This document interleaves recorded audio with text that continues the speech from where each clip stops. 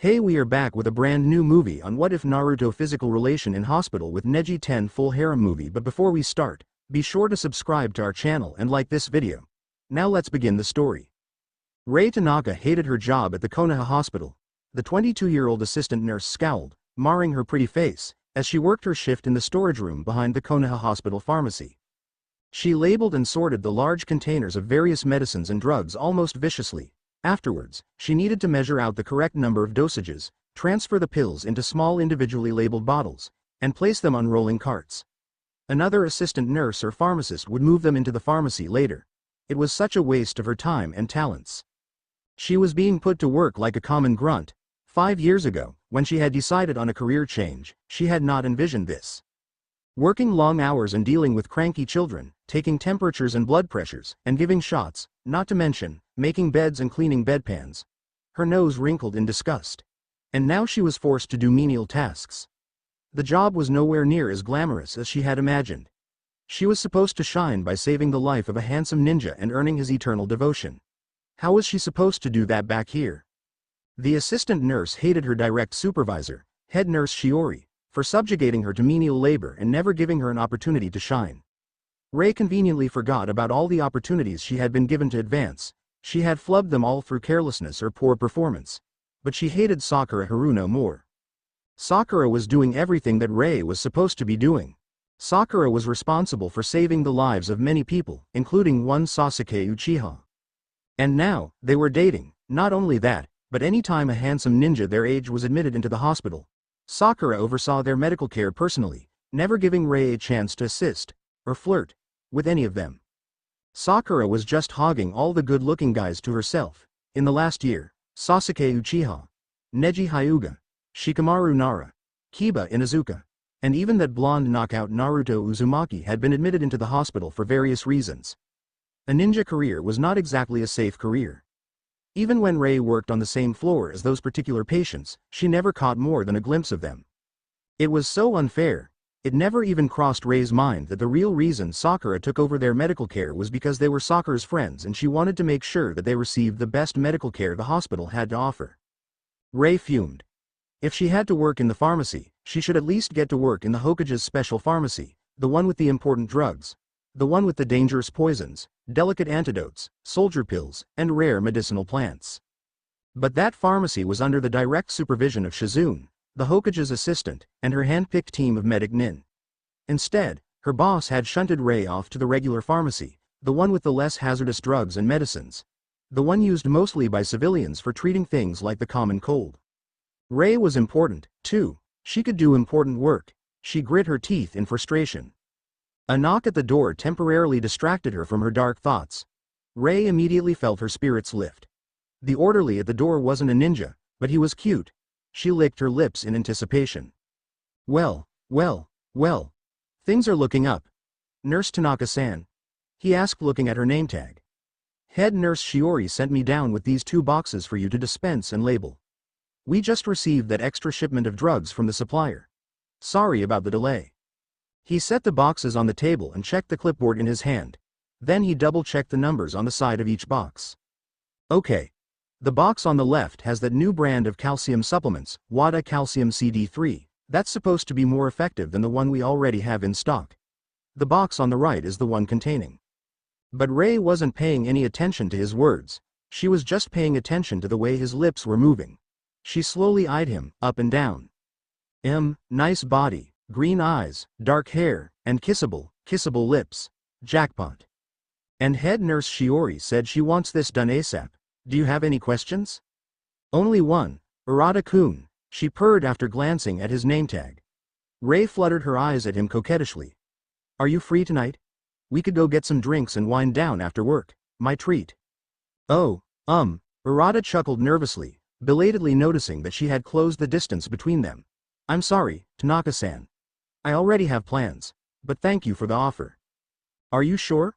I'm sure we'd have a great time. Rei deliberately widened her eyes and feigned a pout. She knew from years of practiced flirting that she was coming on a bit too strong, but she didn't care. She was desperate for a distraction from her tedious job. I should go. I'll tell head nurse Shiori you've received her instructions then. Bye. Rei pouted for real as he almost ran away. HMPH, he was no fun at all. Ray grimaced. It was time to go back to work. Now, are the calcium supplements in the box on the right or the box on the left? If she called her boss to double-check, Shiori would scold her. Again. In fact, Shiori might even issue her a written warning. Shiori threatened to do so every time Ray made a teeny-tiny mistake.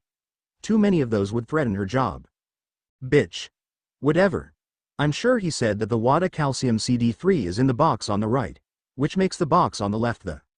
She reached for the loose papers that the cute orderly had left on the table beside the boxes. She skimmed the documents. Which makes the box on the left the monogestin, the oral contraceptive pills. Ray Tanaka hated her job. With a passion. She yanked open one of the cabinets and took out over 3 dozen sterile, mini bottles. She dropped them carelessly on the work table, ignoring the ones that rolled off, and started labeling them. Monogestin, 300 milligrams. Then she slashed open the big box on the left, and measured out the small white pills. She poured the pills into the pre-labeled bottles and sealed them. This job sucks. 3 months later, Tsunade hated her job as the Hokage. Admit it. Her conscience whispered. You don't really hate being the Hokage. Tell the truth. She sighed and amended her thoughts. Fine. She didn't hate her job as the Hokage. Being the Hokage had its perks. She loved watching over the village that her grandfather founded. She loved guiding it towards a more prosperous future. She loved working at the hospital and saving the lives of her ninja. Most of all, she loved the way it made her feel closer to her love, Dan, and her brother, Nawaki. By living their dream, she felt like a part of them would always be with her. But damn all this paperwork. Tsunade hated her paperwork, with a passion. It was the absolute worst part of being the Hokage, the never-ending stream of paper that she always tried to foist off onto her loyal assistant, Shizune. Unfortunately for Tsunade, Shizune took her responsibilities as the Hokage's assistant much too seriously. No matter how often Tsunade put off doing her paperwork, Shizune always managed to bribe, threaten, or cajole her into doing it. Tsunade had been stuck behind her desk for hours. She eyed the tall stack of documents in her inbox suspiciously. Somehow the stack never seemed to shrink no matter how much she worked. Tsunade wished desperately for a paper shortage. Too bad Konoha was located in the middle of a forest. Paper was going to be very abundant, for a very long time. Evil, evil paperwork. If I didn't know any better, I'd swear that Orochimaru invented it just to torture me. Bastard's certainly sadistic enough. I can't wait until Naruto's ready to take this job from me. Then I can retire and I'll never have to see another piece of paper, unless it's a lottery ticket, ever again. She was already grooming the blonde as her successor. In fact, she had pulled him from his duties as Anbu captain last year so that he could lead a genin team. Strictly speaking, leading a genin team wasn't a prerequisite for becoming Hokage. But it was a tradition, and the village council loved traditions. Every single Hokage from her grandfather, the Shoden, to herself had led a genin team before becoming the Hokage. She sighed again. In the last 10 years, Naruto had come a long way from the loud-mouthed brat that he'd been at the age of 12. He'd made amazing progress. He'd completed a record number of successful missions during his stint in Anbu, and he was one of the best Junin team sensei she'd ever seen. His genin absolutely adored him. But Naruto wasn't ready to be Hokage. Not yet. Not yet, but soon, very soon. For now, she would just have to suck it up and do the thrice-damned paperwork. Tsunade approved a request for a tract of empty land to be converted into farmland for crops. She approved a request for an additional full-time teacher at the academy. Then she reviewed a proposal from the village council to establish a permanent ninja liaison in the Fire Daimyo's court in the capital city. However, the next document she pulled from the stack made her stop short. It was a request for a leave of absence from active duty from one of her kunoichi. Her eyes flew down to the box explaining the reason for the request. Pregnancy. The request by itself wasn't a cause for concern. These things happened occasionally, except, the request wasn't by itself. Hadn't she just approved 3 other requests for a leave of absence due to pregnancy this morning? That made this one the 4th request. Not one to believe in coincidences, she quickly flipped through the stack of documents in her inbox, pulling out all requests for a leave of absence. There were 15 in all, 13 of which were due to pregnancy. Tsunade knew all of these kunoichi. While she was not particularly close to any of them, she knew them to be capable, responsible ninja with high mission success rates. What in the world was going on? Hinata was so tired she almost skipped out on lunch with her girlfriends. Every Thursday, As long as they were in the village and not out on a mission, Sakura, Ino, Hinata, and Tenten would have a late lunch at Emi's bakery and cafe. Hinata couldn't remember how this particular tradition started, but she was very grateful for it. It was through these lunches, and with the steady encouragement of her friends, that she finally found the courage to confess her love to Naruto 2 years ago. At first, Naruto had been shocked speechless, but when he recovered from the shock, he was intrigued. To Hinata's disappointment, he had not immediately reciprocated her feelings. His genuine interest in her was much better than the rejection Hinata had been expecting. Naruto had readily agreed to go on a date with her.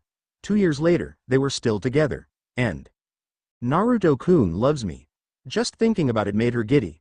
Hinata could hardly believe that she'd gained the affections of her childhood crush. She smiled as she thought of Naruto. He was currently away with his genin team on a C-ranked mission to T-Country, but they were due back next week. Hinata slid into their regular booth and slumped gratefully into the cushioned seat. It looked as if she was the first one to arrive. She closed her eyes and took deep meditative breaths to conserve her energy. She couldn't understand the source of her fatigue. In the last week, she had been so tired that she was forced to take a long nap each afternoon. Unfortunately, the naps only recharged her for a little while. She went to bed early, slept in late, and she was still exhausted. She wasn't doing anything unusual. Just some light training in the morning to keep her ninja skills sharp. Was she coming down with a cold? Maybe she should pick up some vitamins from the pharmacy after lunch to boost her immune system. The bell over the door of the little cafe tinkled merrily. Hinata smiled. Sakura, Ino, and Tenten were here. An hour later, Sakura shifted uncomfortably in her chair. Her back was killing her. Tsunade had her poring over boxes and boxes of medical scrolls that had been donated to the Konoha hospital by a small clan in X-Rice country. The clan had requested an A-rank mission but didn't have the necessary funds, so they had worked out a trade. In lieu of a monetary payment, they would give Konoha all the medical scrolls in their possession. However, the chairs in the Konoha Medical Library had to be the oldest, most rickety chairs in the Land of Fire. She had been hoping for a cheerful lunch with her friends to take her mind off of dusty medical scrolls, but their girls' lunch had been unusually quiet. Hinata was half asleep, barely paying attention to her surroundings. Tenten looked distracted and had trouble focusing on the conversation, and Ino was poking listlessly at a half-eaten salad. After Sasuke left to join Orochimaru, Ino finally started to take being a kunoichi seriously. She quit her silly low-calorie diet and ate like a normal healthy kunoichi. Besides, Ino hated salad. Sakura frowned. What is wrong with everyone today? Ino, you hate salad. Don't you think I know that? Forehead? Ino snapped. She sighed and shook her head. Sorry, Sakura. My stomach's extra sensitive today. I can't seem to keep anything down. I think I have mild case of food poisoning. Choji dragged Shikamaru and I to this hole-in-the-wall dump of a restaurant last night because they were having a buy one get one free dinner special. What about you, Tenten? Headache. Tenten said shortly, rubbing her temples. I can't concentrate on anything because my head is pounding. Even my aim was off this morning when I was training at the target range. Sakura's eyes widened. Wow. That must be some headache. I've never seen you miss a target, not even when you were wounded. Tenten's response was a low moan. I've already taken the strongest pain reliever I have at home, but it's not helping. I really thought the pain reliever would have kicked in by now. Hinata? Sakura nudged the quiet girl sitting beside her. Are you okay? I'm fine, Sakura, Hinata said. She smiled reassuringly. I'm just tired, though I'm not sure why. I've been sleeping a lot more than usual, but I'm still wiped out. Sakura laughed a bit without any real humor. We're all pretty pathetic today, she mused. Hinata's fatigued. Tenten's got a monster headache. Ino's nauseous. And I've got this killer backache from researching medical scrolls all week. I feel pathetic today, Ino muttered as she finally pushed her salad away. I'm getting sick just looking at food. But Sakura didn't notice, as she was still thinking aloud. The medic in her was putting all the symptoms together and diagnosing the patient. Except the only conclusion that she could come up with was just ludicrous. You know, if all our symptoms occurred in one person, I'd say that she was definitely pregnant. Get real, Sakura, Ino laughed. That's impossible. I'm being serious, Ino.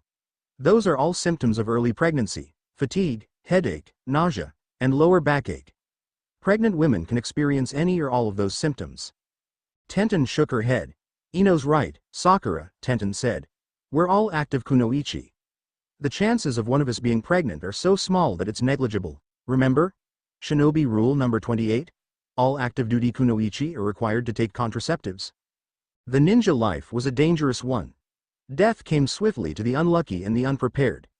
But for a kunoichi, death was one of the kindest fates they faced. Each time a kunoichi went out on a mission, she did so knowing that if she were caught by bandits or enemy ninja, rape and torture were very real possibilities. Even kunoichi without boyfriends or spouses took contraceptives. The probability of capture and rape was too high to ignore. I know, Sakura said. We're all on birth control. I just thought that it was a funny coincidence. Hinata suddenly felt sick. She had been so exhausted that the days just blurred together, she hadn't even noticed. What day is today? She asked suddenly. It's the 27th. Why? The 27th? She echoed faintly. Are you sure? She received 3 identical nods. She trembled. If today was the 27th, then... I'm 2 weeks late. Hinata hummed a cheerful tune as she put the finishing touches on dinner for her family. The soup was simmering over low heat, the rice was ready, and the salad was on the table. She added a little more seasoning to the beef stir-fry and tasted it. Perfect. She covered the dish to keep it warm. Naruto was going to love it when he came home. She blushed a little. Even after almost 2 years, she could hardly believe that she was married to the love of her life, and that they had created a beautiful little girl together. From the kitchen she had a clear view of the family room, where little Haruki, who had been named after Hinata's mother, was playing with blocks. The toddler sat on the plush carpet with a look of extreme concentration on her adorable face. Hinata smiled at the sight. Haruki took after her mother in looks with her silky blue-black hair, fair skin, and the distinctive white eyes of the Byakugan. But she took after her father in personality. In that moment, with her face scrunched up with the determination to build the tallest block tower ever, she looked exactly like Naruto. Hinata couldn't imagine a life without her precious daughter. Haruki's conception and subsequent birth had been an accident, albeit a happy one. At first, she'd worried about Naruto's reaction to the news of her unexpected pregnancy. Would he be angry? Upset? Would he leave her? Or would he be happy? Did Naruto even want children? Hinata thought he did, but she hadn't been sure. They had never discussed it before. In the end, her worries had been groundless. Naruto's reaction had been better than she could ever have hoped. He'd been ecstatic at the prospect of fatherhood. Then he'd proposed 2 weeks later. Even her clan hadn't been the obstacle that she'd feared. Her father had supported her marriage to Naruto and managed to convince the clan elders to allow her to marry outside the clan. As long as she stepped down as the heiress and as long as any of her children who bore the Byakugan took the surname Hyuga and returned to the clan for training when they were of age. The sound of the front door opening made Haruki drop all her blocks. The toddler scrambled to her feet and dashed towards the front door. Hinata followed more sedately. She rounded the corner just in time to see Haruki wrap her arms around one of Naruto's legs. Oof. Tadaima. Daddy, hi, baby girl. Did you have fun with mommy today? Naruto asked with a smile, as he picked her up. Okarinasai, Naruto-kun. Hinata leaned forward to give him a kiss, only to have Naruto turn his head at the last second. Her kiss landed on his jaw instead of his lips. Hinata pulled back confused and a little hurt. And Naruto-kun? We need to talk. Okay. Hinata bit her lip. This sounded important. She glanced at Haruki. Now? No, Naruto shook his head. It can wait until after we get her to bed. Normally, Hinata loved dinner time with her little family. She and Naruto would exchange stories about their day as they ate and took turns feeding Haruki. Laughter and smiles were as much a part of dinner as the food itself, but not tonight. Dinner was a tense affair reminiscent of meals with her father in her childhood, when nothing she did was ever enough to please him. Naruto was silent throughout and rebuffed all of her efforts at casual conversation. After a little while, Hinata stopped trying and ate in unhappy silence. The delicious meal she had worked so hard on tasted like sawdust in her mouth. The only person to behave normally was Haruki, who was thankfully oblivious to the tension between her parents. Hinata gently shut her daughter's bedroom door behind her and made her way to the family room where her husband was waiting. She tried to squash the butterflies in her stomach. Why was she so worried? It was just Naruto. Naruto. Who loved her. Haruki's asleep, she said softly. She searched his eyes for answers and couldn't find them. His expression was neutral, and his eyes were shuttered. Good. She doesn't need to hear this. His voice was as colder than ice. Something was very wrong. Hinata clasped her hands together tightly to keep them from trembling. What's wrong, Naruto-kun? Tsunade Bachan called me in to see her today. I thought it was for another mission debriefing, Naruto said almost conversationally. Only Hinata's familiarity with all of Naruto's moods let her catch the sharp edges in his voice. But when I got there, the honorable geezers Homura and Kaharu were there with Tsunade Bachan. Good old Bachan, she had some news for me that she thought I should hear in private before the rest of the village finds out. Want to take a guess at what it was? Hinata shook her head mutely. No? Well, the rest of the village will hear the big news tomorrow. You should be happy, Hinata-chan. You'll be the second person to know. She cringed at his mocking tone. Tsunade's finally going to step down next year, and she's picked a successor to be the Rokudame. Want to take a guess at who it's not going to be? If Naruto was this upset about the announcement of the next Hokage, then that meant, Hinata gasped in dismay. That's right. It's not going to be me. I'm so sorry, Naruto-kun, she murmured. Hinata put her arms around him, not knowing how to comfort him, but knowing that she had to try no matter what. Her effort was in vain. Naruto unexpectedly jerked out of her gentle embrace and took several steps back. His wordless rejection stung. Apparently, the Konoha Council wants a Rokudame who will make the welfare of this village his first and only priority. They want someone who will be 100% dedicated to Konoha. They don't want a family man tied down by a wife and kids. They don't want a leader with vulnerabilities. And a family is just that. A weakness to be used against the Hokage. Hinata felt her heart sinking with every word. Was she the reason Naruto wasn't chosen as the next Hokage? She felt tears prickling at the corners of her eyes and took a shuddering breath. I'm so sorry, Naruto-kun. You should be, he hissed. This is all your fault. He didn't raise his hand to strike her, but Hinata shrank back as if he had. The venom in his voice was unmistakable. His brilliant blue eyes flashed with a terrible anger that she would never have thought him capable of on his own, without the Kyuubi's influence, and it was all directed at her. My fault. If I wasn't married to you, Tsunade Bachan would have picked me as her successor. I should never have married you. I should never have married you, should never have married you. Hinata felt her world tilt precariously. His words hurt a million times worse than the Jayuken strike to her heart that had almost killed her when she was 12. She covered her mouth with her hands in a futile attempt to stifle a sob and shook her head in denial. Naruto doesn't mean it, he doesn't, he's just angry right now. But her husband wasn't finished. You're such a burden, always holding me back. You want to know a little secret? Naruto leaned forward to whisper in her ear. I never wanted to marry you in the first place. Then why? I knew you were weak, didn't think you were stupid, too.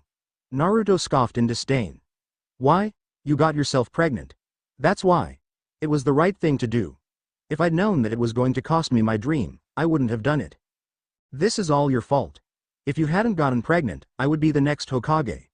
You hold me back. You ruined my greatest dream. And, why the hell are you crying? You're not the one who just lost his dream. By the end, Naruto was nearly shouting and Hinata's face was wet with tears. I'm sorry. I never meant for this to happen, she pleaded. I love you, Naruto-kun. You have to believe me. You know, Naruto continued as if he didn't hear her. I really got a lousy deal out of life. I had a demon sealed in me at birth. I had an entire village that hated my guts growing up. I had the Akatsuki hunting me down in order to kill me in my teens. And then when things were finally looking up for me, I got stuck with you. The most pathetic kunoichi in Konoha. And as if that wasn't bad enough, you went and destroyed any chance I had for my dream. The gods must hate me. Please, I'm sorry, Naruto-kun, she whispered brokenly. She reached for him again, to hold his hand or wrap her arms around him, anything to close the gaping distance between them. But, don't touch me. Hinata flinched and wrapped both arms protectively around her waist. She sobbed in earnest. She wanted to apologize again, to ask for his forgiveness, but back of her throat burned, making speech impossible. I will never forgive you for this. Hinata's tilting world fell. I hate you, and shattered. Hinata gasped and bolted upright. Her heart was racing as if she were sprinting full speed through the treetops in the forest. The abrupt transition from deep sleep to sudden consciousness left her disoriented, so it took her a moment to realize that she was still in bed, and still crying. Hot tears splashed onto the backs of her hands. It was just a dream. It's not real. It was just a dream. It's not real. She repeated that mantra to herself as she willed herself to calm down. After a few moments, her heart rate returned to normal and Hinata dried her tears. The soft glow of the clock on the bedside table read 5:57 a.m. Already the dim light of dawn was sneaking in through the window of Naruto's apartment. He and his team weren't back from Tea Country yet. Their return had been delayed because the client had requested an extension of their services, so they had remained in Tea Country for an extra week. Normally when Naruto was away from the village, she slept in her own rooms at the Hyuga estate in order to keep up appearances. But lately, she just missed him so much, staying in his apartment even if he wasn't there made her feel closer to him. Besides, she slept better in Naruto's bed than her own. Hinata swung her legs over the side of the bed and walked the short distance to the bathroom to start her day, determined to forget about her nightmare. As the lights flickered on, the item sitting innocently on the counter immediately caught her attention, and her determination wavered. She had placed it there herself, last night before bed. "You're such a burden, always holding me back." "I'm not," she told herself firmly. "I'm not holding him back." Her eyes were still riveted on the thin white plastic tube on the counter. The small viewing window on the flat side of the tube was face down. Her heart pounded fearfully. She reached out to pick it up and hesitated. "Come on. Am I a kunoichi or not? It's just a small plastic tube. It's not going to bite." In one swift motion, Hinata grabbed the tube and flipped it over. Her mouth went dry and her hands shook so badly that she dropped the tube. It landed on the tile floor, face up this time, and in the small viewing window were two very visible pink lines that crossed to form a plus sign. The dream, no, the nightmare that she had been trying so hard to forget came rushing back. It haunted her even though she was wide awake. Its words echoed angrily in her head again and again. "This is all your fault, you got yourself pregnant.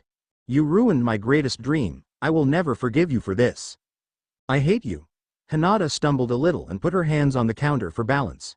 She stared hard at herself in the wide mirror above the sink. Her long hair was a tangled mess from sleep and her skin was so pale it looked as if she had dunked herself in flour. "I'm not a burden. I'm not keeping Naruto from his dreams. I'm not, she told her pale reflection. Her voice shook with emotion. "Naruto loves me. I know he does. He doesn't hate me." The real Naruto didn't hate her. Not yet. Hinata felt a burst of fear so strong that it almost made her throw up then and there. Her stomach twisted into one giant painful knot. Naruto didn't hate her yet, but he would, because she was pregnant. 30 miles away, Naruto watched the sun come up over the treetops from his position in a large tree where he was keeping watch. The golden rays warmed his face. He shifted a little to get more comfortable and leaned back against the trunk of the tree. He definitely preferred taking the early morning watch to the late night one because of the scenery. This daybreak was particularly picturesque. The stars quietly faded from view as the red-gold colors of the sun touched them and the dark sky lightened to a cheerful blue. Soon he could hear the birds of the forest singing their morning song. Naruto and his cute little genin were on their way back to Konoha after successfully completing their third C-ranked mission, another escort, bodyguard mission. Their client was a gentleman named Meshin Bukai who was a rather pompous merchant with a business based in Tea Country. Naruto sighed a little in exasperation. In his personal opinion, Meshin had more money than common sense, and he was overly superstitious to boot. Case in point. Meshin had hired ninja bodyguards because a traveling fortune teller had told him that he would soon encounter trouble on his journey through life. Naruto rolled his eyes at the memory of their first meeting with the client. Meshin's fears were groundless, of course. They had safely escorted him back to his home without even a hint of trouble. However, the morning before they were due to return, Meshin had discovered an ill omen in his morning cup of tea, panicked, and immediately requested that they stay another week for his protection. There was no real reason not to continue their mission, other than wanting to go home because he missed his girlfriend, so Naruto had agreed. His cute little genin earned a little extra pocket money from Meshin, so it hadn't been a total waste of time. Naruto was eager to get back to Konoha. 3 weeks without his girlfriend was just too long. They traveled for several days through the treetops, only stopping, very briefly, for meals and to make camp each night. He felt a bit guilty for pushing his kids so hard just because he wanted to get back as quickly as possible. Naruto thought of his genin as his kids. In the year that he'd had them, his genin had become his unofficial little brothers. His kids were fast, for genin, and had great stamina, for their age. They probably could have made it home last night. But, after Ken almost ran head first into a tree, Naruto decided to have them set up camp early for once. They could all use the rest. Besides, Konoha was less than half a day away from their current location. A shaggy brown head popped out of the shared tent, followed by a small brown puppy. One of his kids was up. Naruto grinned and jumped down from his tree.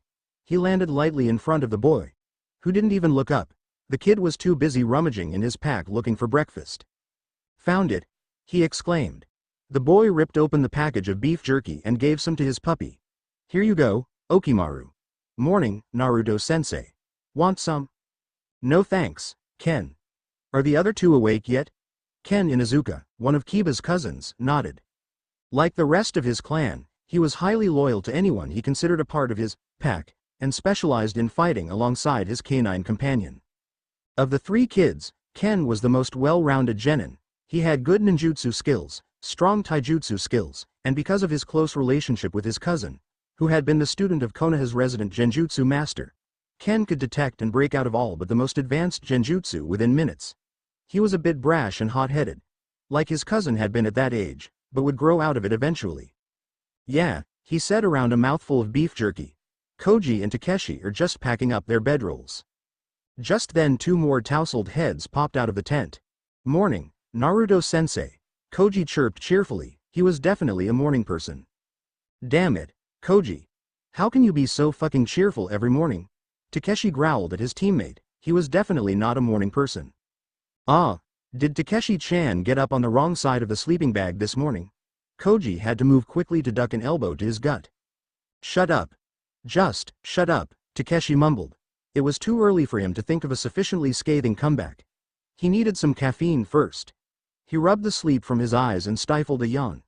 "This is why I can't stand blondes, except for you, of course, Naruto-sensei." "Of course," Naruto nodded sagely. He grinned as he watched the interplay between his kids. Koji Nakano was a blonde-haired, blue-eyed orphan from one of the smaller fishing villages on the southern end of the Land of Fire. His father had been a fisherman and his mother had been a seamstress who sometimes served as a midwife for the women of her village.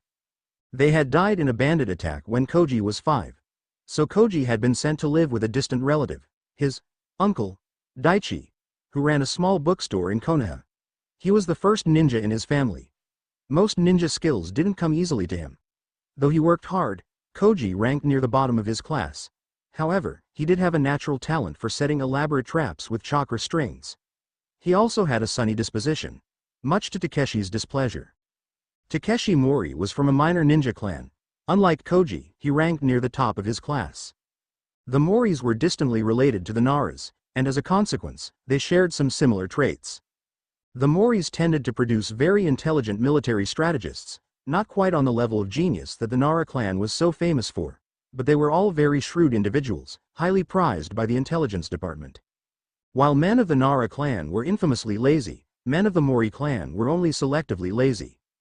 In other words, the Moris only liked to work hard at things that interested them. Getting them to work hard at things that didn't interest them was an exercise in frustration. In Takeshi's case, he was fascinated by ninjutsu, and could be found practicing jutsu and chakra control in his free time. But he found the art of taijutsu boring. Consequently, the only times Takeshi practiced taijutsu was under duress, and his taijutsu was the weakest on the team. Despite their differences, all three boys were very good friends. Their teamwork was excellent, much better than that of Naruto's old genin team. There was a level of trust and camaraderie between Ken, Koji, and Takeshi that had been absent from the old Team 7. Naruto suspected that it probably had something to do with the fact that his kids didn't have anywhere near as much psychological baggage as he and his ex-teammates had. There was himself, the attention-starved orphan hated by nearly everyone in the village. There was Sakura, with low self-esteem, no confidence, and an unhealthy crush on his other teammate. And finally, there was Sasuke, the Avenger. Oh sure. He, Sakura, and Sasuke had good teamwork now, but 10 years ago, their teamwork sucked. "Okay. My cute little genin." Naruto smirked at the glares and protests being thrown in his direction. "Who are you calling cute? And, hey, I'm not little. And, stop calling us that, Naruto-sensei. It's time to break camp. The sooner we pack up, the sooner we'll get home. If we get back to Konoha by noon, I'll treat you guys to lunch at Ichiraku." "Awesome. Free lunch." Koji stuffed the rest of his breakfast, a granola bar, into his mouth and rushed to take down the tent. "Does it have to be ramen every single time?"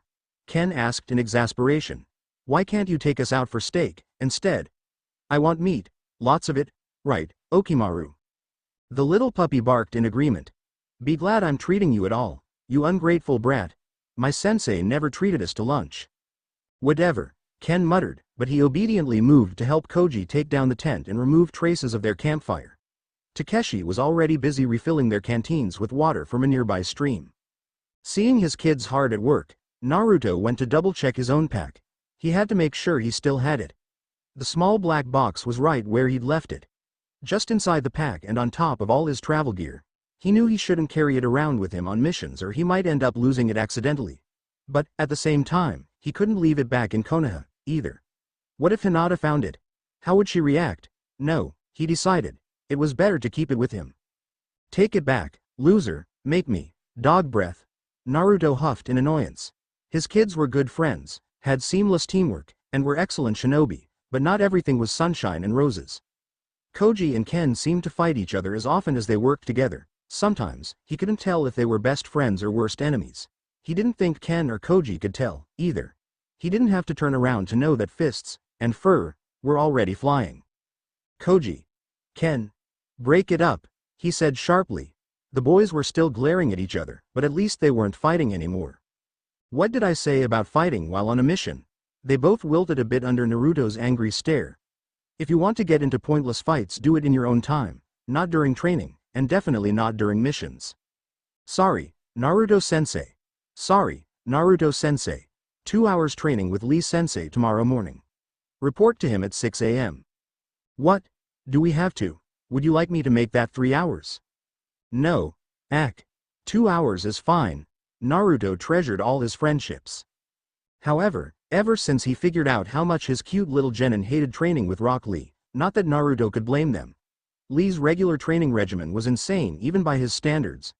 Lee officially became Naruto's absolute best friend in the entire world whenever his genin misbehaved. It was the perfect punishment. Naruto smirked. He didn't even have to lift a finger. All it took was a few hours with Lee-sensei, and his kids would be perfect little angels for weeks. Ken and Koji were a bit scuffed up from their impromptu fight. Each boy had a few bruises and Ken had a black eye. There was nothing serious except for. Koji, come here. Let me see that. Naruto frowned. Somehow, Koji must have fallen against a jagged tree branch or a sharp rock because there was a nasty gash on his forearm that was bleeding sluggishly. Takeshi, could you pass me the first aid kit? Sure thing, sensei. I don't know how you managed it, Koji. Not a single scratch in 3 weeks while protecting the client and you get injured on the way home. Naruto shook his head amused. Ken looked over Koji's injury and winced. Sorry, man. I didn't mean for that to happen, he said guiltily. It's okay. I'm sorry I called Okimaru a runt. Okimaru's a great nin dog. Aren't you, Okimaru? The puppy wagged his tail happily, and just like that, they were best friends again.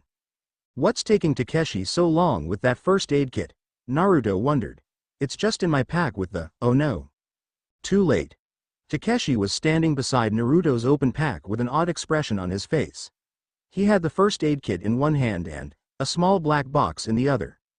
Naruto-sensei. Is this what I think it is? Wait, Naruto was at his side in a flash, but Takeshi had already flipped the box open and seen the contents. He snatched the box from Takeshi and quickly shoved it in his pocket before taking the first aid kit from him. That is none of your business, brat. What is it? What is it?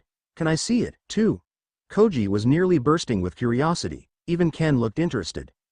No, Naruto said shortly. He busied himself with cleaning and dressing Koji's wound. It's an engagement ring, drawled Takeshi. Naruto flushed, and mentally swore to give Takeshi some one-on-one training time with Lee soon. The little brat. Ooh. Is it for Hinata-san? Are you going to ask her to marry you? Asked Koji. Of course, it's for Hinata-san. Who else would sensei give an engagement ring to? Ken rolled his eyes. Koji ignored him. When are you going to ask her? When are you getting married? Which part of none of your business do you not understand? Asked Naruto crossly. At times like this, he was grateful for being an orphan. Especially if it meant not having to deal with annoying little brothers. And we're not getting married. I haven't even asked her yet. Why not? Asked Takeshi. He was already analyzing the situation and calculating the probable outcomes. From the looks of it, that's a custom-made ring. You didn't get it from Tea Country. So you must have gotten it before we left Konoha. Which means you've had it for over a month, probably longer. What are you waiting for? Nothing, he said almost defensively. I just haven't found the right moment yet. Takeshi's dark eyes took in the subtle tension in his sensei's stance and frowned thoughtfully. Funny. Naruto-sensei usually loves talking about Hinata-san, but these questions are inducing a fight or flight response. Could he be? Naruto-sensei, he said carefully, are you afraid she'll say no? No, of course, not. But Naruto had never been a good liar. None of his kids looked like they believed him. He deflated a bit and rubbed the back of his head sheepishly. Well, maybe just a little bit. That was a lie, too. Naruto was more than just a little bit afraid. He was downright petrified. They had never discussed their future together, and Hinata had never indicated that she wanted anything more permanent with him. What if she didn't? What if he was moving too fast? What if he scared her away? Things were going so well in his life right now. The Akatsuki threat was gone. Sasuke was back where he belonged. A few months ago, Tsunade Bachin had told him. In private, and that means you keep it to yourself, brat. Don't go shouting it from the top of the Hokage monument, either. That she intended to make him her successor. And, best of all, he had an amazing girlfriend who loved him. He shouldn't be greedy, wishing for more. He should be satisfied with whatever affection Hinata was willing to give him. Naruto-sensei, you're a really great teacher, said Takeshi seriously. You know hundreds of awesome jutsu, and you can kick ass like no one else, added Koji. You've taught us so much about life and about being a ninja, but sometimes, said Ken. You're an idiot, they chorused together. Hey, show some respect, brats. Don't worry so much, Naruto-sensei, said Takeshi grinning. I've analyzed all the data. Hinata-san is very much in love with you, she won't say no. 20. It was too much to be a coincidence. Tsunade frowned as she tallied the number of pregnant kunoichi that she knew about. In all likelihood, there were probably more. Symptoms for pregnancy didn't always show up right away, so there could be more kunoichi who were pregnant and didn't even know it. Enough was enough. Either, all her kunoichi decided to have babies at the same time. Very unlikely. Or somehow, the contraceptives were failing. But how? As a medic, Tsunade set very strict standards on the production of all drugs within her village. Shizune. Yes. Tsunade-sama. I want you to start an investigation for me, discreetly. Tsunade handed Shizune the folder of facts that she'd compiled. Shizune quickly flipped it open and skimmed the first page. Her eyes widened in surprise. Start by interviewing a few of those kunoichi.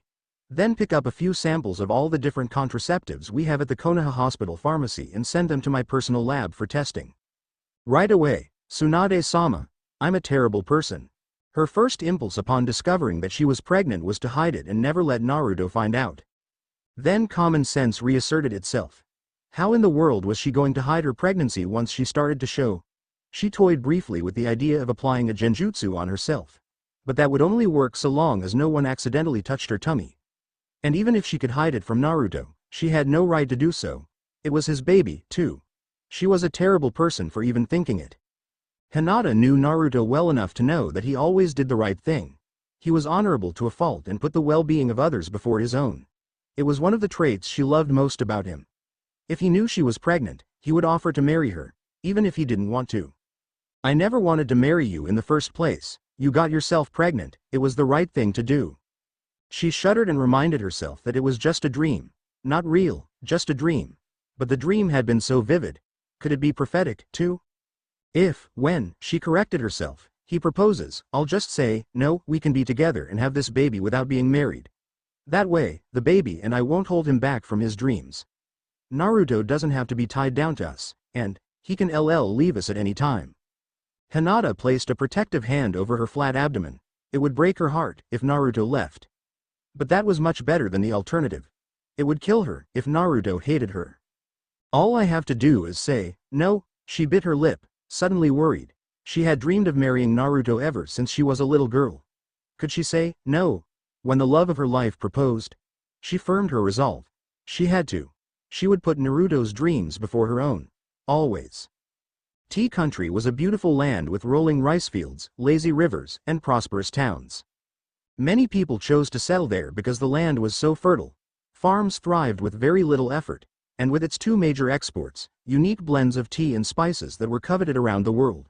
Tea Country was one of the wealthiest countries per capita despite its small size.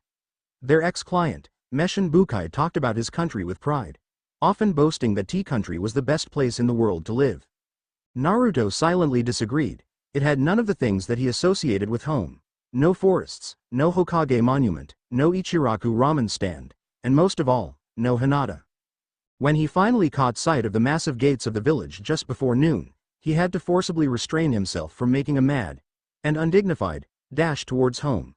However, several minutes later, Naruto also caught sight of his beautiful girlfriend, waiting patiently beside the guard desk, and promptly abandoned all attempts at preserving his dignity. He covered the last 100 yards in a flash, literally, and swept her up in a warm embrace.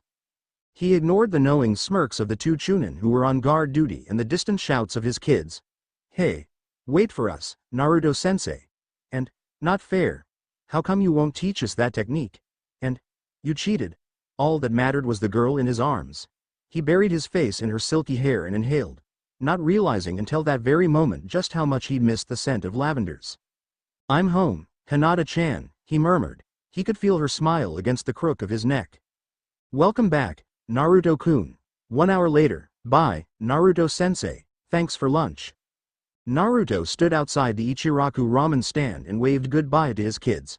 Upon their return, they had immediately turned in their mission report at the Hokage Tower. Then, as promised, he had taken his kids to Ichiraku's for lunch.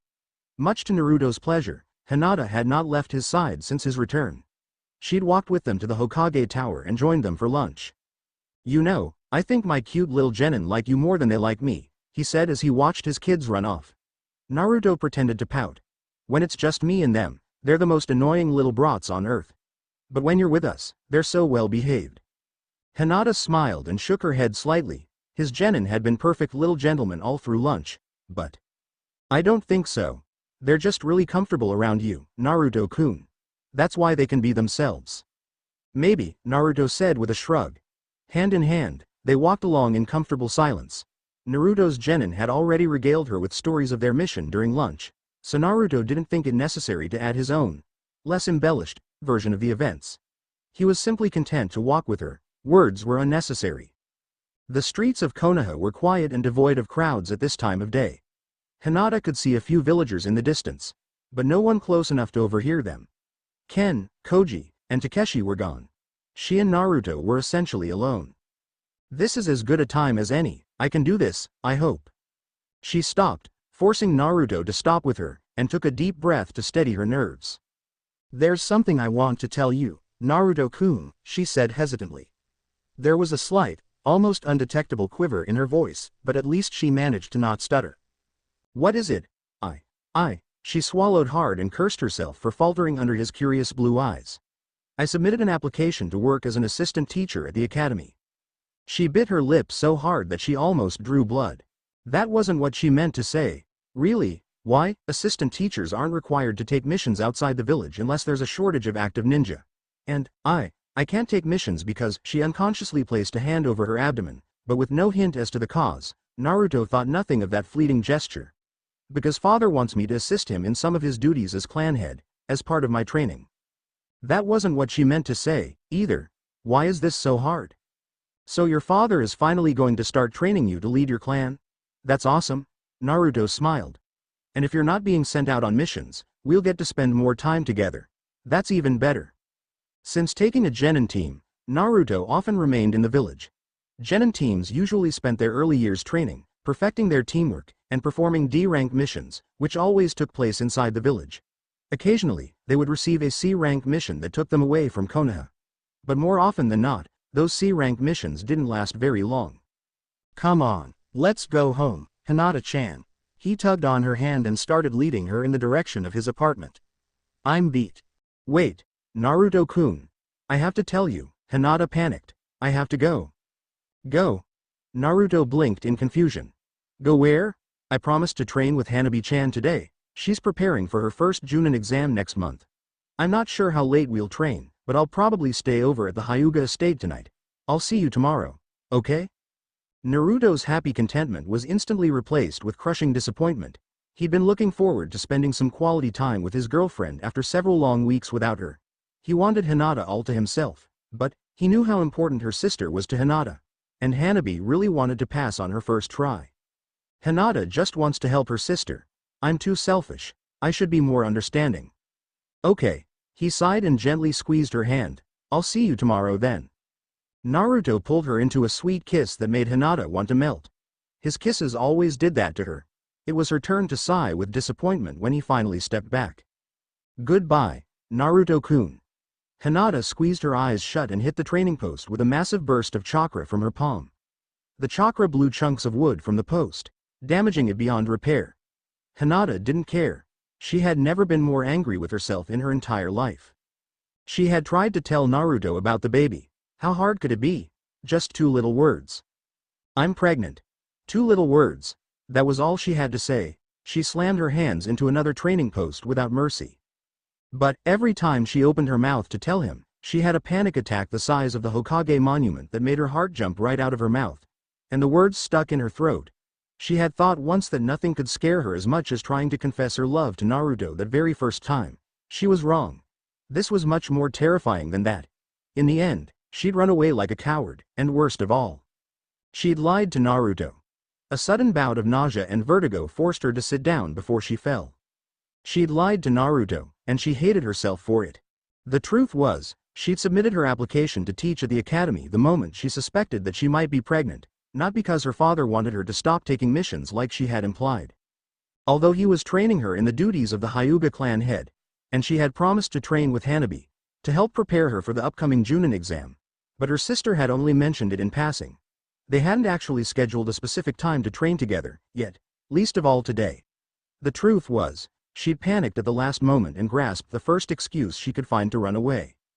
Coward. I'm a coward and a liar. She sniffed and blinked back tears. Naruto deserved better than someone like her. I'll tell him tomorrow. For now, she needed to find Hanabi for the training that she'd promised. It was the only thing she could do to make herself less of a liar. The next day, Hinata sat at the teacher's desk in an empty classroom grading papers. The first Hokage's name was Senju Hashirama. True or false? And, name the 6 founding clans of Konoha. And, which battle marked the end of the First Great Shinobi War? She reached for the next sheet and grinned when she saw a doodle at the bottom of the pop quiz. It was a pink heart with the words, Sa plus KN, written inside. It appeared that one of the girls in her class had a crush. Hinata shook her head in amusement and continued grading. She stifled a yawn and glanced at the clock above the door, 11:45 a.m. Although it was still early in the day, all she wanted to do was sleep. Sakura was right when she said that fatigue was an early symptom of pregnancy. Hinata tried to think optimistically. Being tired wasn't so bad. It could be worse. At least, she didn't have to deal with morning sickness, too. Perhaps if she finished grading the rest of the papers quickly, she could take a short nap in the teacher's lounge during her lunch break.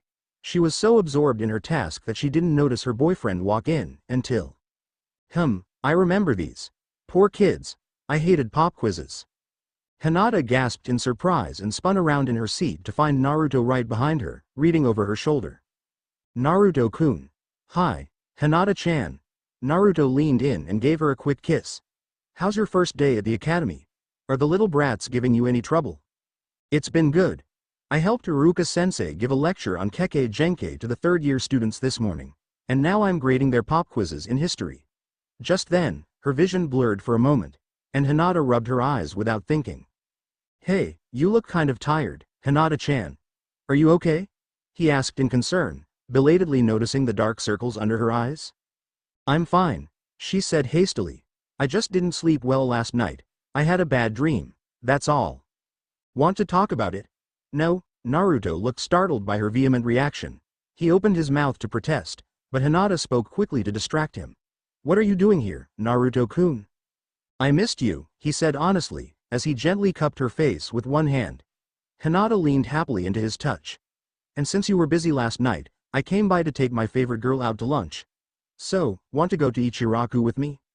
Wait, Naruto-kun. What is it, Hinata-chan? The classroom was empty. The door was closed. It was lunchtime, so they wouldn't be interrupted. It was a golden opportunity. A sudden rush of adrenaline washed away her fatigue. She swallowed nervously and tried to gather her courage. Naruto deserves to know. I have to tell him that I can't. Hinata stared sightlessly at the ground. She was too ashamed to look him in the eyes. Coward. I should finish grading these papers. Maybe tomorrow? Naruto frowned. He hadn't thought too much about it last night, when she left him to train with her sister. But, now she didn't want to go out to lunch with him, either? Even after he'd been gone for weeks? It almost felt like she was blowing him off. He immediately squashed that disturbing thought. This was Hinata. After all, she wouldn't do something like that. He sagged a little. She probably just wanted to make a good impression on her first day at the academy. And maybe she just didn't miss me as much as I missed her. Okay. I'll see you later then. Yes, she nodded and watched helplessly as he walked away. I have to try again. Wait. Naruto paused with one hand on the doorknob and turned around expectantly. I'm pregnant. I'm sorry, Naruto-kun, she said in defeat. It's okay, Hinata-chan. It's only lunch. His smile was so beautiful that it almost took her breath away. I'll see you at home tonight. But he didn't. Not that night, or any of the nights after that. Fall was quickly approaching. The previously warm breezes of summer were turning into chilly currents of air that seemed to get underneath multiple layers of clothing effortlessly. In the evening, most villagers rushed through the streets walking briskly, eager to finish their business and return to their homes where it was warmer. Naruto wasn't. His steps slowed as he approached his apartment. He was so lost in his thoughts that he didn't even notice the cold. When he returned from his mission 2 weeks ago, he'd wanted to ask Hinata about their future together. For once, he didn't intend to rush head first into things without careful planning. He wasn't going to impulsively ask her to marry him right away because this was too important for him to mess up. First, he was going to ask her about her plans for the future. Then, he was going to find out if he was in her plans. And then, if he thought she would welcome the idea, he would ask her the big question. If not, as long as he still had Hinata in his life, he was content to keep the status quo. But he never got the chance to talk to her. He'd been back in Konoha for 2 solid weeks and had yet to spend 2 hours alone with his girlfriend. If she wasn't training with Hanabi or grading papers at the academy, then she was busy with any number of other tasks. Without him, she was babysitting for Kurenai-sensei or helping her father with his paperwork or attending a Hyuga clan function or making some medicinal ointment for her ex-teammates to take on their next mission, so if he didn't mind, maybe next time? And the worst part was, Hinata stopped coming home. She'd gone back to sleeping in her own rooms at the Hyuga estate. She hadn't stopped by his apartment in 2 weeks. Not once, not even for a quick visit. He denied it for as long as he could, but after all this time, he was forced to face the ugly truth. Hinata was avoiding him. She didn't want to see him. Naruto knew that he was dense and inexperienced when it came to relationships. But even he knew that when your girlfriend of 2 years constantly gives you excuses even lamer than Kakashi's in order to avoid spending time with you, the relationship was falling apart. He was losing Hinata, and he didn't know why. Had he said something? Or done something to drive her away? If he had, he didn't have any clue what it could be. If only he knew what it was that he'd done. Then he could apologize for it, and get her back. But that's just it. I haven't done anything different, except for...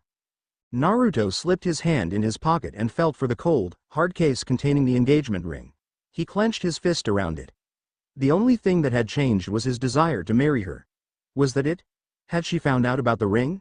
Had one of his kids let it slip? Was this her answer? His heart ached at that thought. He struggled to push the hurt feelings aside. They didn't have to get married. If she didn't want to, he would accept it. He would throw the ring away in a heartbeat if it meant having Hinata back in his life. Naruto stood frozen in front of the door to his apartment. He noted with a pang that it was dark inside. There were no welcoming lights coming from the window. It was empty, of course. Another piece of his heart died. He hadn't really expected anything different, but he'd hoped so very badly. As a lonely child, in his first dirty one-room apartment, his greatest dream had been for someone to love him, for someone to be there just for him. Someone that would welcome him home with a smile. His dream to be the Hokage didn't come until later, after he started at the academy. Hinata had given him that dream. For one blissful year, he got to experience what everyone else took for granted. For one blissful year, he was eager to go home after a long day, knowing that there was someone waiting just for him. For one blissful year, Hinata was there to greet him with a smile and a soft, "Okarinasai, Naruto-kun," when he opened the door. But now, that dream was over. She was slipping through his fingers like water, and there was nothing he could do to stop it. Uzumaki-san? Are you all right? Naruto whipped his head around in surprise to find the little old lady who lived in the apartment 2 doors down from his looking at him in concern. He took a deep breath and tried to pull himself together. He wasn't going to fall apart in front of his neighbor. Ah. Kaide Obasan. Yeah. I'm fine. Thanks, he said roughly, somehow managing to force a brittle smile onto his face. You've been standing there quite a while now. Oh dear, have you forgotten your keys? Would you like me to call the landlord for the spare key? No, that won't be necessary. I have my keys right here. See? He pulled his keys out to show her. Then he reluctantly unlocked his door. I'm fine. Really, I'm just fine. Good night, Kaide Obasan. The old lady didn't look particularly convinced, but she nodded agreeably and shuffled slowly back to her own apartment. Good night, Uzumaki-san.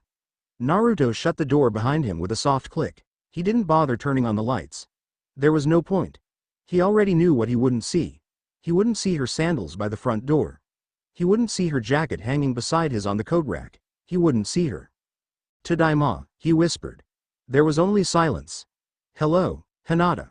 Are those the student files from the academy? Shizune asked. She quirked an eyebrow in confusion when the girl started visibly and clutched the tall stack of files in her arms more protectively. Shizune-san. Why yes. These are the most recent test scores we have for the students. The summary page has already been sent forward to Tsunade-sama. These just need to be filed in the records room. Thank you so much for bringing them over for me. You're welcome, Hinata murmured. I was actually on my way here anyways. I need to submit a few documents of my own to the Hokage, too. So it was no trouble at all. I've included them at the bottom of this pile. Will you, make sure that Tsunade-sama gets them? Of course, said Shizune with a reassuring smile. Hinata hesitated, but then relinquished the stack of files into Shizune's waiting hands. Thank you. She gave Shizune a little bow and almost ran out of the Hokage tower. I wonder what that was all about. Shizune mused. Hinata had seemed a bit off. She hasn't stewed red at me in years. How strange. However, a few minutes later, Hinata's strange behavior flew right out of her mind. Shizune was paged by the Konoha hospital to perform emergency surgery on a Chunin team that had been caught in an ambush. She quickly handed the academy files off to the nearest secretary and ran for the hospital. In her urgency to save lives, Shizune forgot all about Hinata's request. Keiko looked down at the stack that Shizune had unceremoniously shoved at her and sighed. This wasn't the first time, nor, she was sure, would it be the last time, that she had to cover some of Shizune's administrative duties at the Hokage Tower while Shizune was busy at the hospital. Keiko blew at her brown bangs in annoyance. She liked Shizune, so she didn't mind helping. Not really. She only wished she could get more advanced notice. Keiko carried the files down to the records room, never noticing that several forms at the bottom of the pile were not student records. Hinata stepped out of the Hokage Tower with a small spring in her step and smiled for the first time in days. I did it. She had taken the first step.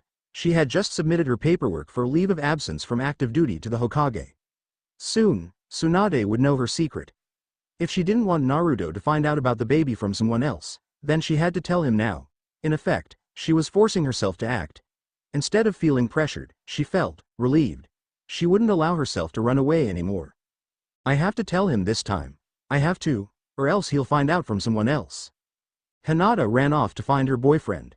The Makimono bookshop was located on a side street just off the main business district in Konoha. It belonged to one Daichi Makimono, a gruff, older man in his late 50s. In his youth, Daichi's love of books and literature took him to the capital city of the Land of Fire, where he found work as a librarian in the Great Library of Fire. After a while, he realized that his calligraphy was uncommonly superb. So he became a scribe at the daimyo's palace and worked there for many, many years. Then about 20 years ago, Daichi discovered, quite accidentally, a series of forgeries in the royal archives, which led to the arrest and imprisonment of a number of corrupt politicians in the daimyo's court. The Fire Lord generously rewarded Daichi for his services. The reward money combined with his life savings allowed Daichi to achieve his dream of owning his very own bookstore. He retired from his work as a scribe and moved to Konoha, where he expected to live a quiet life among his books. He never expected to end up caring for a young child after his niece and her husband suddenly passed away. However, Daichi knew his responsibility. So he agreed to take the child. Within a few months, his nephew was no longer a responsibility. He was Daichi's pride and joy. Now that the boy was older, Daichi would sometimes leave the shop in his nephew's capable hands while he played shogi with a few of his friends and regular customers at a nearby park. Today was one such occasion. Daichi left his nephew with his nose buried in a book of political essays, while he went to play shogi and exchange stories with his friends. Because old men don't gossip, they exchange stories. The bell over the door tinkled, signaling the arrival of more customers. The boy behind the counter didn't even look up from his book. "Welcome to the Makimono bookshop," he said automatically. "Hey, Koji. Ken? Takeshi. What are you guys doing here?" Koji asked in surprise. His teammates were not the bookish type, so they rarely visited his uncle's store. Koji set his book down after saving his place with a bookmark. "We came to ask you if..." "No, what the hell?" Ken exclaimed. "You haven't even heard the question yet." Koji only scowled at him.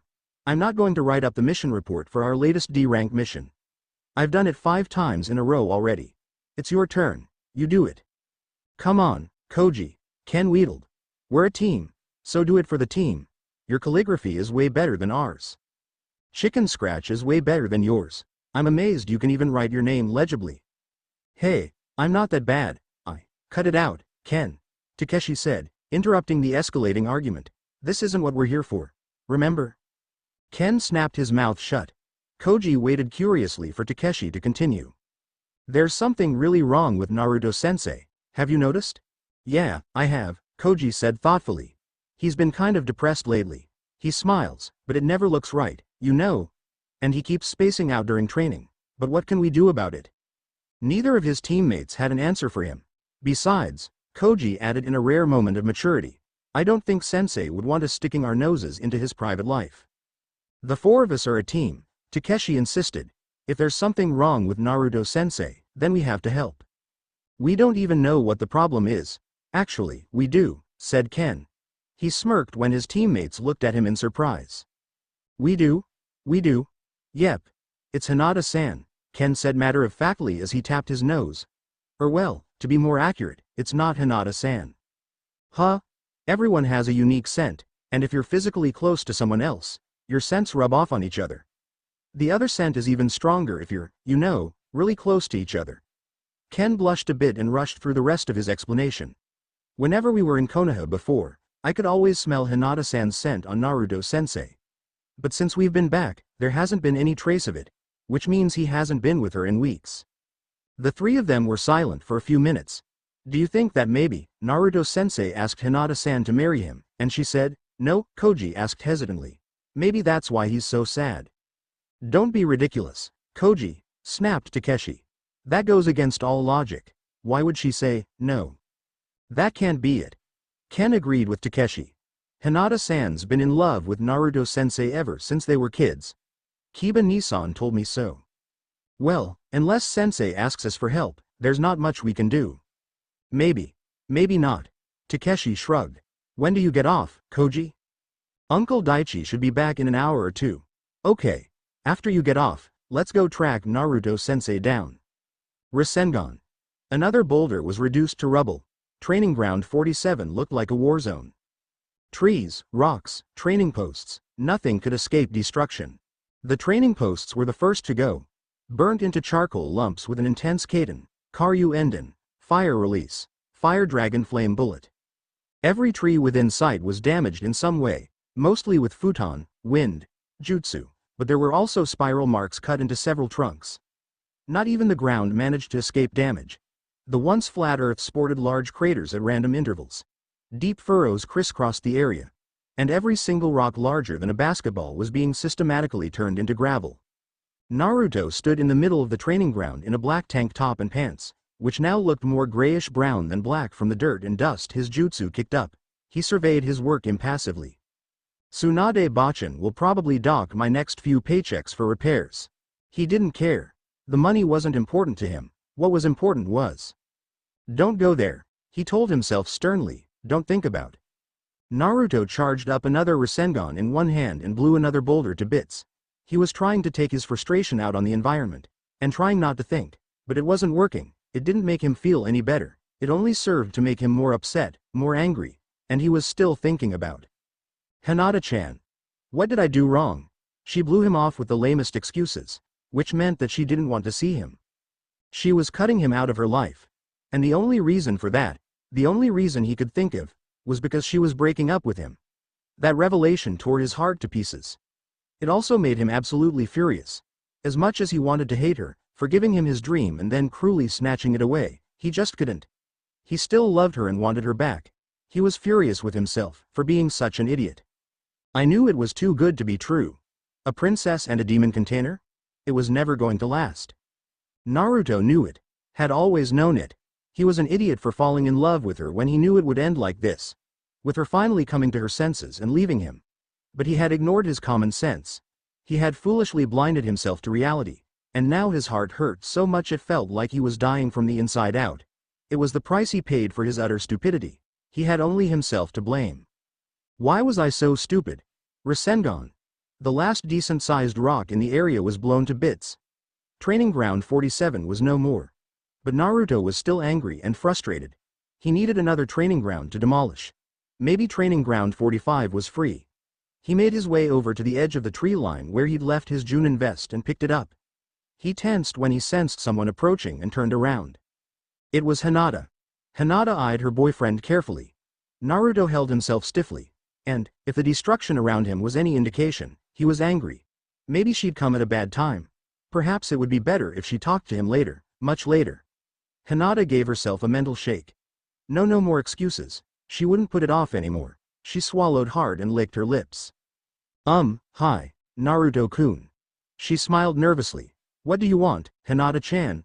Naruto asked impatiently. Hinata winced a little at his obvious irritation. I was looking for you, Naruto-kun. Really? After 2 solid weeks of going out of your way to avoid me, you finally want to see me? Naruto bit out sarcastically. He struggled to keep his emotions under control, but she was standing right there, just a few feet away, so perfect and so out of his reach. I'm so sorry, Naruto-kun, Hinata said guiltily. She felt sick knowing that she had inadvertently hurt him. Can we talk? There's something important I have to tell you. So this was it. She was going to tell him it was over. It hurt more than he expected. Don't bother, Hinata-chan. I know what you're going to say. You do?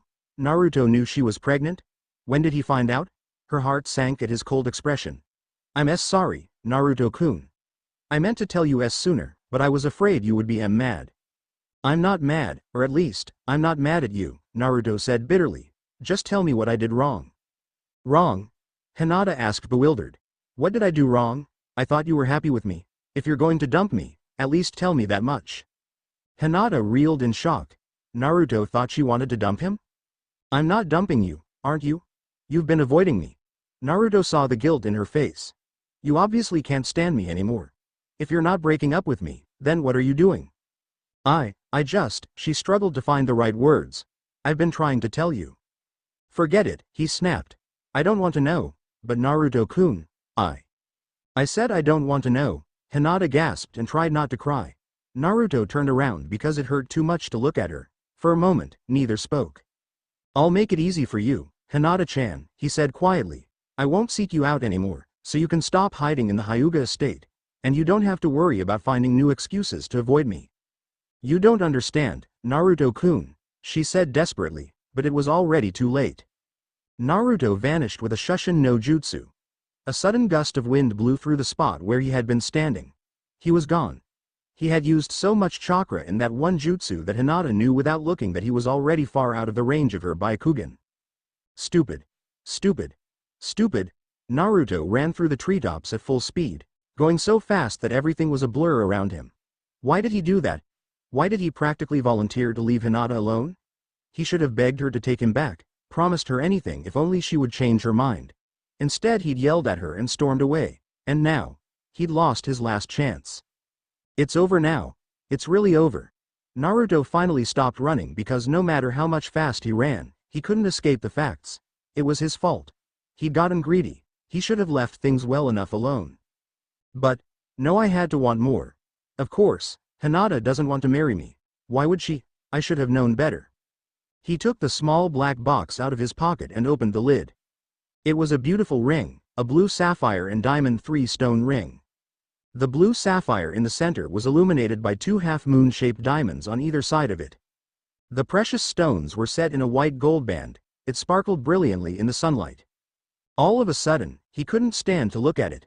In a fit of rage, he threw the ring, the symbol of all his hopes and dreams, as hard as he could into the forest. He didn't see where it landed, nor did he care. He smiled at the bitter irony. For months, he had worried about losing the ring accidentally. Except, as it turned out, that should have been the least of his worries. He'd worried for nothing because I won't be needing it after all. Several hours later. Damn it. Why is Naruto-sensei so hard to find? Koji burst out. They had been searching for what felt like hours with no luck. Their sensei wasn't in any of his usual haunts. He wasn't at Ichiraku's or the Hokage Tower or their usual training ground. They'd even checked his apartment and hiked up to the top of the Hokage monument, because Naruto-sensei once told them that the top of the fourth Hokage's stonehead was his favorite spot to think. The view of the village was spectacular from that location. They could see why their sensei liked it so much, but he wasn't there, either. He wasn't anywhere in the village. So now they were searching the forest just outside the village for any signs of their missing sensei. Naruto-sensei is a Jonin and ex-Anbu. If he doesn't want to be found, it would take another Jonin or Anbu to find him, said Ken impatiently. That was a rhetorical question, you know. Ken glared at Koji, but didn't say anything else. Still, the fact that we can't find him just proves that there's something wrong, Takeshi said with a hint of worry. Let's keep looking a little longer. Just then, Okimaru, who had been happily trotting alongside the three boys, sometimes running ahead to play but always running back a few minutes later, and let out a series of high-pitched barks. Hey, guys, Okimaru says that Naruto-sensei came this way. Ken sniffed the air around them experimentally, and sighed with disappointment. I don't smell anything though. He must have passed by here hours ago if I can't pick up his scent anymore. As advanced as his olfactory sense was, it didn't compare to Okimaru's. The Inuzuka Nin dogs were bred for fighting and tracking. Hours ago or not, this is the first real lead we've had all day. Takeshi knelt and spoke directly to the little brown puppy. Okimaru, can you follow Naruto-sensei's scent? Okimaru woofed and wagged his tail excitedly. The little puppy was thrilled to be entrusted with this task. It was almost like a real tracking mission. Just wait until he told his cousin Akamaru all about it. Okimaru dashed further into the forest following an elusive trail that only he could smell. Ken, Koji, and Takeshi hurried after him. They followed the puppy for another half-mile, weaving in and out of the trees, until Okimaru stopped abruptly. The little puppy circled the clearing several times before barking and nudging his head against Ken's legs almost apologetically. Sorry, guys. Okimaru's lost the trail. He says Naruto-sensei was here, but he can't figure out where sensei went from here. Ken gently stroked the puppy's fur. It's okay, Okimaru. You tried your best. Yeah. Don't worry about it, Okimaru, said Koji. We'll see Naruto-sensei tomorrow anyways. We have team training and another Sucky D rank. This sucks, said Takeshi as he sat down on the ground. Let's take a break before we head back. Neither of his teammates objected. Ken swung himself up on a low-hanging branch, kicked his legs back and forth. Koji simply sprawled on his back and watched the clouds float by. Okimaru started to play again, so none of the boys thought it was odd when Okimaru ran in and out of the clearing. The puppy caught sight of gray hair and promptly gave chase. A few minutes later, Ken cocked his head to one side, listening intently. Okimaru's found something, he said, jumping down. He sounds pretty excited. What is it? Asked Koji. He strained his ears, but didn't hear anything. He sighed a little bit enviously. Sometimes, I wish I had cool hearing and smell like Ken. I don't know. Okimaru says he's bringing it back. It's probably just a new stick, said Takeshi dismissively. You know how he gets about new things to chew on. Less than a minute later, the puppy burst through the clearing and dropped a small item at their feet. He yipped and sat up straight, wagging his tail proudly. He seemed extremely pleased with himself. The black box was dirty, scuffed up, and covered with puppy drool, but they all recognized it immediately. Hey, isn't that? Takeshi picked it up and slowly opened it, just to make sure. Yeah, it is. Iruka reviewed his lesson plans for the next day and penciled in a few minor adjustments. After so many years of teaching, he didn't really need to review his lesson plans every night, but it had become a comfortable habit. Besides, he loved his job and was determined to do his best for his students. When he finished, he stretched and got up to make a cup of tea. As he waited for the tea leaves to steep, he tidied up his desk. Not that it was very messy.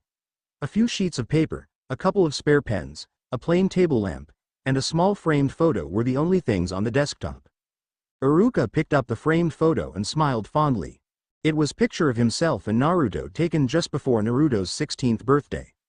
They had gone to Ichiraku's to celebrate Naruto's promotion to Chunin.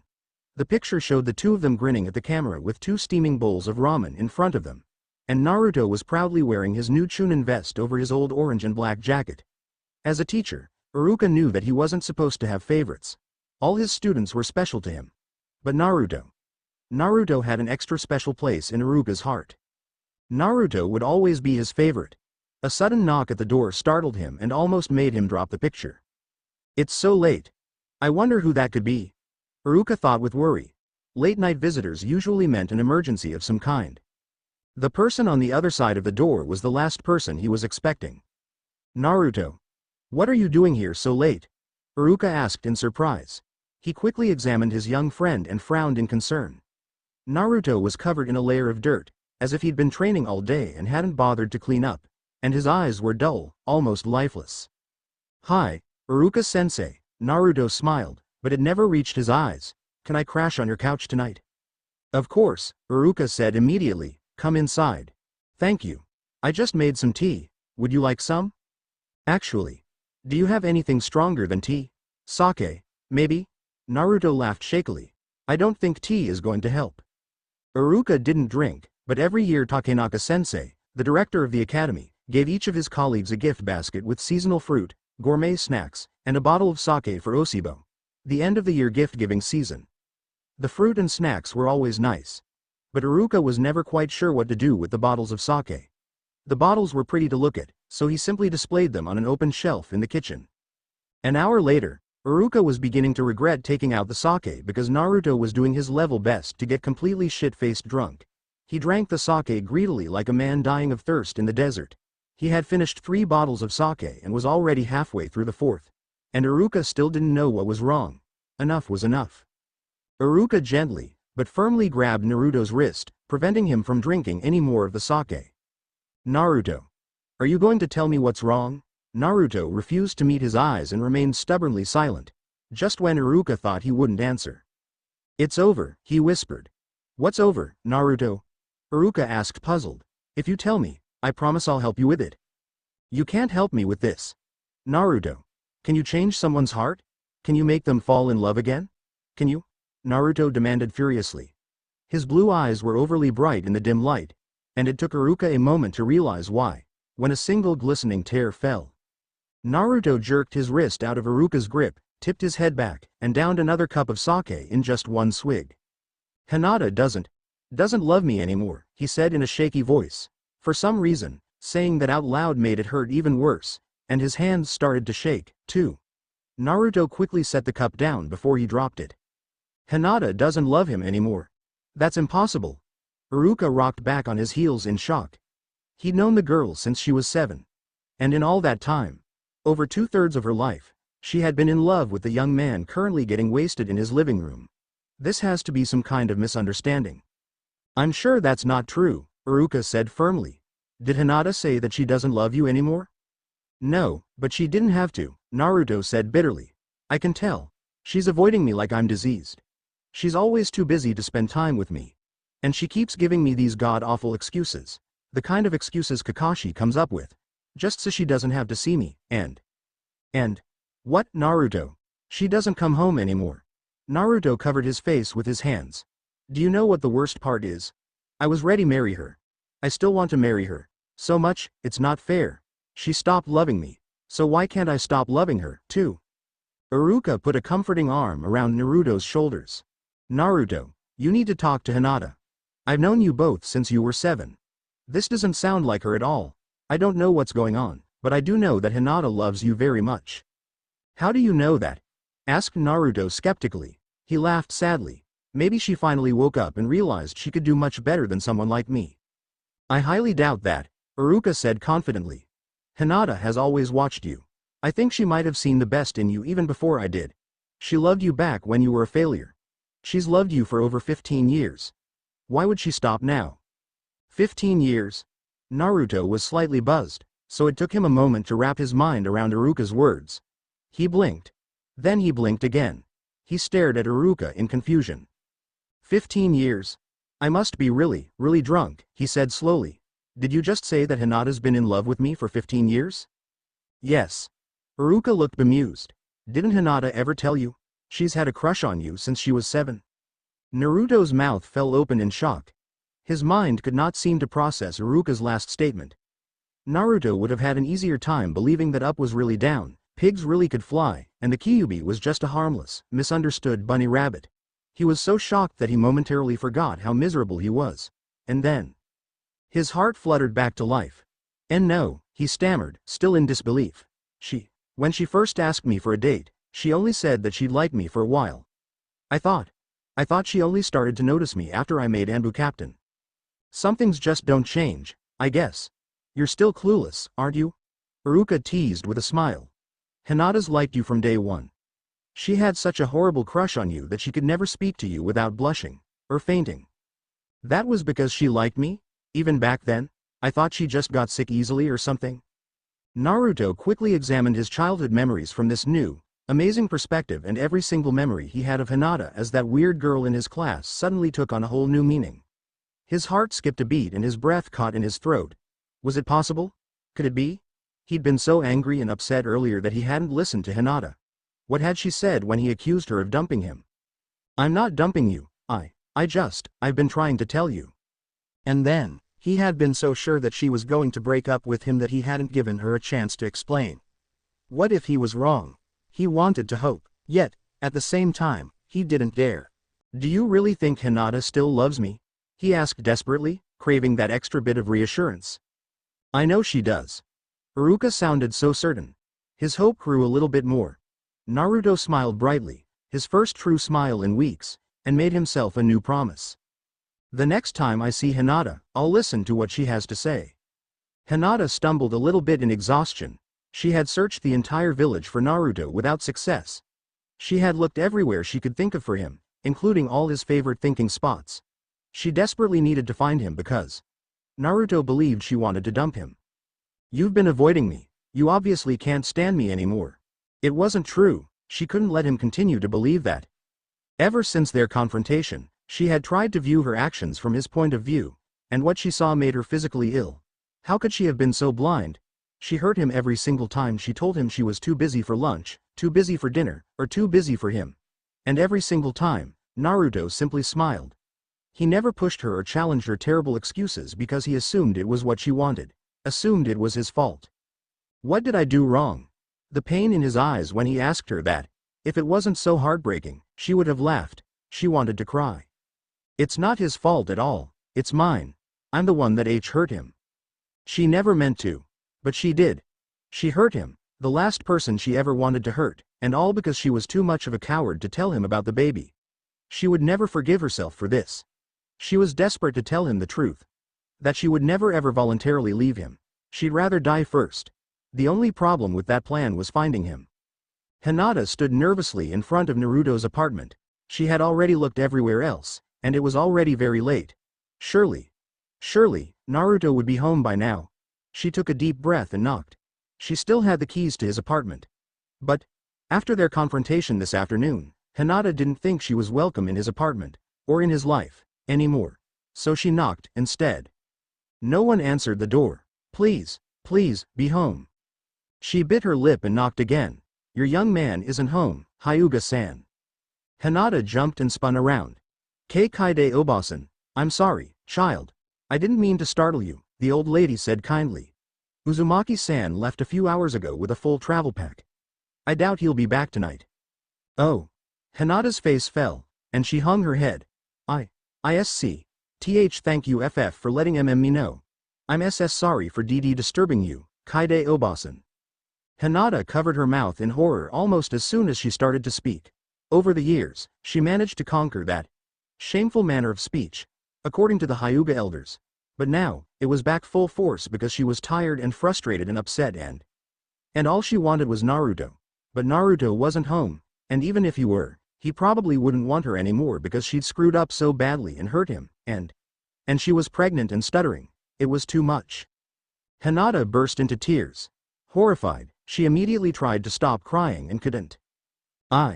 I'm SS sorry. I'm SS sorry, she sobbed, apologizing to the little old lady. And apologizing to Naruto who wasn't there. There, Kaide said comfortingly, grandmotherly instincts taking over. Hush, child. Everything will be all right. Come. Let's get you a nice hot cup of tea. Some chamomile with honey and lemon should do the trick, I think, and you can tell me all about it. Kaide led the unresisting young woman to her own apartment, gently rubbing her back and making soothing humming sounds all the while. Hinata continued to weep inconsolably. Poor girl. I wonder what got her so upset. I hope Uzumaki-san returns soon, for her sake. Tsunade was in a foul mood. The next person to even look at her funny was going to find himself pulling weeds and babysitting snot-nosed brats for the next 2 months, and that was only if she didn't put him in the hospital first. For the first time ever, she was caught up on all her paperwork. Her desk was clear and her inbox was empty. It was a miracle. It was a momentous occasion that called for a celebratory bottle of sake and maybe a day off at Megumi's beauty boutique, the best spa in all of Konoha. Unfortunately, her plans to leave the Hokage Tower early, for once, were ruined when her loyal assistant Shizune handed her the roster of active duty ninja, followed by the master mission schedule that recorded all ongoing and pending missions. Tsunade cursed. Then she cursed again for good measure. She immediately saw why Shizune had been so concerned. With the sudden disappearance of so many skilled and competent kunoichi from the roster of active duty ninja, Konoha was going to find itself short on manpower, or woman power, very, very soon. If she didn't work fast to juggle teams and rework the schedule for maximum efficiency, then Konoha would be forced to turn away mission requests in the near future. She simply couldn't allow that to happen. The village couldn't afford to decline mission requests. Not only would it hurt their economy, but it would also be seen as a sign of weakness to their enemies, which was just asking to be attacked. For several hours, Tsunade slaved over the mission schedule. She pored over dozens of personnel files so that she could select the ninja who were most qualified to go out on solo missions and come back alive. She wasn't going to risk the lives of her ninja if she could help it. She assigned those ninja to the easiest A rank and B rank missions they had based on their skills. Solo missions weren't that uncommon, but Tsunade hated sending her ninja out alone and without any form of backup. Then she had the headache of reorganizing some of the remaining ninja into 3-man teams with complementary abilities instead of the ideal 4-man teams to cover the deficit of kunoichi.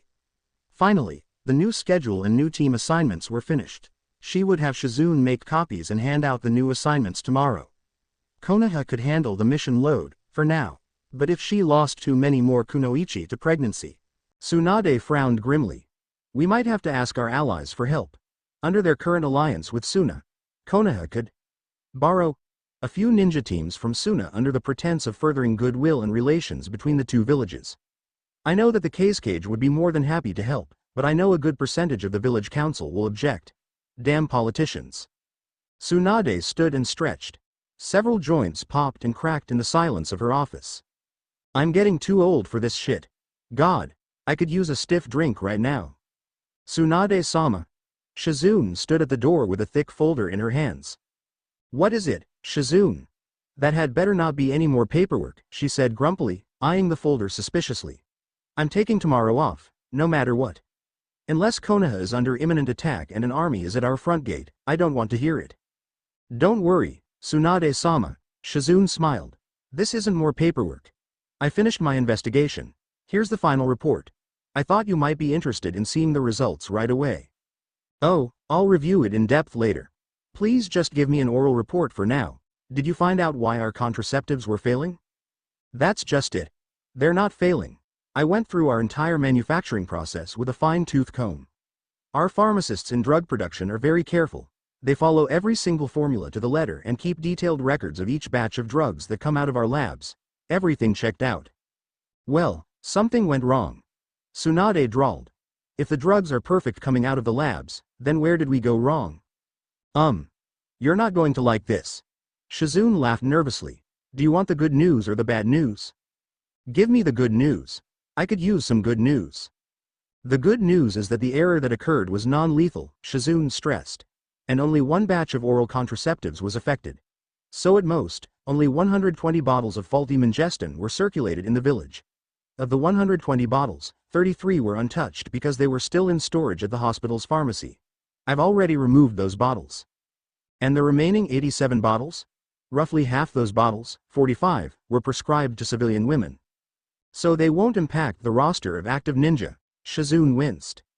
The other 42 bottles were prescribed to our kunoichi. You already know about the 20 kunoichi who are pregnant.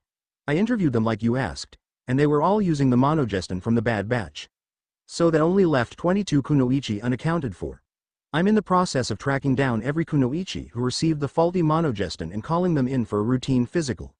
I've already given 13 physicals. The really good news is that each one of them was in good health and not pregnant. I replaced their contraceptives, so they'll be okay. Tsunade couldn't help sighing in relief. So that only leaves 9 more kunoichi who may or may not be affected, Shizune concluded. I notice you didn't say exactly what the error was. That would bring us to the bad news. Shizune gulped. Just remember, Tsunade-sama. The error was non-lethal. So please don't kill the messenger, or the instigator. I'm sure it was just an accident. Shizune, Tsunade growled. Please, just enlighten me. I took samples of the mangestin from the bad batch to our lab for testing, just like you asked. And the funny thing is, they were all calcium supplements. Shizune said that last part in a rush and braced herself for an explosion. She didn't have long to wait. Calcium supplements? Yes. WADA calcium CD3 to be exact. The 120 bottles of faulty contraceptives? Well, they weren't really contraceptives at all. So I thought. If the calcium supplements are in the bottles of mangestin, then what's in the bottles of WADA calcium CD3? I sent several samples of that calcium supplement to our lab, too. And, as it turns out, the monogestin was swapped with the WADA calcium CD3. Someone at the hospital's pharmacy mixed up the labels on the bottles. Are you telling me that I might end up with 29 pregnant kunoichi, over 7 full 4-man teams of an active ninja, because of some idiot at the pharmacy? Yes. Shizune squeaked. Tsunade's fury was always impressive, as long as you weren't on the receiving end of it, that is. If you were, it was impressive, and terrifying. Oh. Tsunade-sama is on the warpath. Someone is going to die, horribly. Hyuga Sho carefully reviewed a real estate purchase agreement that he was making on behalf of his clan. As an elder on the Hyuga clan council, he enjoyed some discretion over the clan's extensive finances. The only ones who could hold him accountable for his spending were the other members of the council and the clan leader. His lips twisted in distaste as he thought of Heishi. The man had been an acceptable clan head until he'd gotten soft. Imagine, allowing his love for his daughters and nephew to impair his judgment. It was a disgrace. Heishi should have branded his weaker daughter with the caged bird seal years ago. Heishi even treated his nephew as true member of his immediate family despite the fact that Neji was from the branch family. And while the young man was very skilled, Hyuga Sho did not approve. Not at all. He shook himself and refocused on his task. He was purchasing a small plot of land that bordered the Hyuga estate. The land belonged to the village, but was unused. With just a little work, and a little bit of security, perhaps a wall could be built around it. It would make a fine training ground for the warriors in the clan. Or perhaps they could build additional living space for branch members on that plot. Or perhaps a new aimery. In any case, the clan was growing, so they should expand their lands to match that growth. The village council was more than willing to sell that unused plot to the Hyuga clan. He reviewed it one more time. Everything was in order. Hyuga Sho signed the agreement with a flourish. Tomorrow, he would take it over to the records room at the Hokage Tower himself. He would personally see to it that the contract was filed promptly and correctly. After all, the last time he sent a servant to submit a contract to the records room, it took the peons who worked there weeks to get it done properly. He sniffed a little in irritation. It's shameful how incompetent the lower class is. It's a good thing we don't associate with the commoners. If we dilute our blood, we would end up just like them. With mongrels in the family. Naruto took his role as a teacher very seriously. When he was assigned a genin team, Naruto vowed not to follow his own sensei's example. Kakashi was an excellent ninja, one of the best that Konoha had ever seen, incredibly skilled and incredibly loyal. In a fight or on a mission, there was no one else he would rather have at his back, except for perhaps Sakura and Sasuke. Naruto trusted Kakashi with his life, but the man was a horrible teacher. Kakashi's laid-back approach to teaching meant that his students were left to their own devices more often than not, and while that taught them to be independent, it didn't do much else. If Naruto had a yen for every time he wished for just a little bit of guidance from Kakashi, Naruto would have been the richest man in Konoha. He was determined to be different. His kids would receive as much of his time and attention as they wanted. He would teach them all the things that he'd learned the hard way, things that he wished he'd learned from Kakashi, but didn't. And he wouldn't baby them, even if he wanted to, because they were ninja who wore the leaf Hide, so he would respect that. He would be the best sensei that he could possibly be. 5 days a week, at precisely 7 a.m., Team Naruto would meet at Training Ground 11. Naruto worked with his kids for several hours each morning on tactics, ninjutsu, and taijutsu. Occasionally, they did survival exercises as a team. Naruto also provided individual instruction, as needed. Thanks to his Kage Bushin, he could simultaneously work with each of his kids one-on-one on their specific strengths and weaknesses. After lunch, Team Naruto would head back into town for a D-rank mission, much to the boys' disgust and Naruto's ill-disguised glee. In direct contrast to Kakashi's chronic tardiness, Naruto was always on time to team meetings. In fact, he was usually early. If he couldn't make it on time for whatever reason, Naruto would send a Kage Bushin or one of his smaller frog summons with instructions for his genin. Takeshi fidgeted impatiently as he waited for his sensei to show up. From the corner of his eye, he could see Koji with his nose in a book, again. In the middle of the field, Ken played fetch with Okimaru. At first glance, his friends looked fine, but they weren't. Koji wasn't reading. He hadn't turned a single page in over 15 minutes. And Ken's game with Okimaru was played in utter silence. Ken waited listlessly for the puppy to return with a large stick, before throwing it again for Okimaru to fetch. It was a pale imitation of their usual games, which were boisterous and loud. They were worried. Takeshi was worried, too.